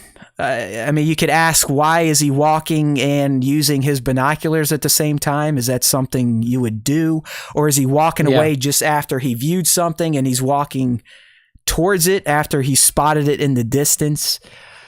But I suffer from this stuff too. Like I'll cook up a pose and be like, oh, the pose looks good, and I'll take the shot. And then after a while, you're like, does the pose really match what is happening in the shot though? Mm-hmm. But a lot of my check boxes are checked here. There's atmosphere, there's some particle. It looks like it's practical versus VFX. Maybe the smoke came in after the fact. But to me, it's a lighting mismatch. I feel like the lights, the key light and maybe an overhead were of the more cooler toned light versus what was happening in the backlight. Yeah. I mean, I really don't have too much else to say. I agree with Matt that it does like that difference. And I don't know if it's set off even more by like the smoke on the bottom left of the image doesn't have like it is kind of more of a neutral or cool tone as well. Right. So like you have that one added element that even gives you more of that separation between your background. But overall, I think that's a pretty well executed. Yeah, so he just said this is all in camera effect, and it's one shot. So one shot. It's impressive, and Joe, I know that's one of those shots where you're like, "Fuck yeah, I got lucky," because I much prefer to do one shot, one take, versus trying to stitch or layer multiple shots of the same scene to fill out the atmosphere and the effects. So that's always a win when you can you get that one high shutter speed snap that perfectly captures the effects you had in your mind to stick. But I think overall it's just the lighting is the one thing detracting from the shot. another pass with lighting, maybe just pursuing a more warm tone overall, would probably fix that for me. I mean, again, this is a for me here. So, ack to you, low pitch Eric to you, and a hey now. There we go. So that's the end of the fan shot breakdowns. Thank you very much, Klondike and Hasbro Star Wars, for submitting shots for this segment. That's the end of the top 5, and that's the end of the show. So, Matt, bring us on. You got it. And just to piggyback off of what Nick said, if you do want your shot critiqued by us two non-artistic asses, just DM us on Instagram and we'll add you to the running list. It's kind of slowed down. I mean, we still have a decent backlog. We have a lot. But please, at any time, any of you, even you highly skilled people, I mean, how fun would it be to have a guy that is average to below average at the hobby critique your shot, and a guy that doesn't even do it critique your shot? Bring it on. You never know. Maybe you'll get some good advice. Sweet. Yeah. Joe just told us he's going to send us a Stern Show cameo for our birthday, so I appreciate that. I want a low pitch Eric. Send Nick Jeff the Drunk. All right, so as Nick said, we're putting episode 156 to bed. I mean, overall, I think it was a fun time. We kicked off a new segment in What Pisses Off George Lucas. We did not have our discussion with Natalie Cox from Force Unleashed, but maybe that'll happen at a later date. Either way, the show is coming to an end, so it's time to shimmy and shake our asses and man titties, or girl titties, on over to StarWarsTime.net. I think it's up and running today. And the reason we want you to go over there is because, it's a peek into our soul. It's who we are as Star Wars fans and podcasters. So if there are interesting Star Wars topics to tell, they will be on StarWarsTime.net. But more importantly, for those of you who are new to this shit show, if you go to StarWarsTime.net, you can get all of the important links you need, be it social media or, more importantly, to the podcast platforms. All right, so if you head over to StarWarsTime.net, scroll around a little bit, you'll see it on the sidebar. If you want Apple Podcasts, go ahead, click on it. It's yours. If you want Android, go ahead, click on it. It's yours. You'll probably also get some spyware and malware, but that's Android, and you love it, and you're rolling with it. We're even on Spotify, Stitcher, you name it, you can listen to this show. All right? If you prefer looking at our faces, which are made for radio, but we did decide to put them out over the visual waves for some reason. And speaking of this, Nick, I'm kind of breaking script here, but I believe this is probably our year anniversary of live streams. Oh, geez. It's in April. I don't know if it's this week or next or the one after, but I know it's within the next 2 or 3 weeks. So, but yeah, we've been doing live streams now for about a year. It's the same show you get on the podcast platforms, but now you get to look at us in black and white and kind of see what we're talking about with our handy dandy OBS setup. So please head on over to StarWarsTime.net if you liked what you heard today. Subscribe on YouTube, leave a comment, turn on notifications, and do the same on those podcast platforms. We need those ratings and reviews more than we need holes in our head. And we do need holes in our head. You've heard us talk, and I think you will agree, having an extra hole or two in these skulls would be beneficial to our lives overall. But seriously, those ratings and reviews go a long way to the internet gods, to the Googles, to the YouTubes. If you tell them we're awesome, they will tell new people searching for Star Wars podcasts that we are awesome. And that equals more fans. And more fans equals Matt staying alive. And we need that to happen, right? Because I'm a narcissist. I'm a self-described Star Wars narcissist. I think what we do is just as good, if not better, than all the other Star Wars fan podcasts. We just don't lie about leaks and clickbait shit. But that shouldn't matter. You should still come and tune in for, what, Nick, at this point, 2.5 to 4 hours a week. You're going to get free fucking content from us, 2 dedicated, loyal Star Wars schmoes. That's all we want. We just want the following. We want the fandom. We want the feedback, good or bad.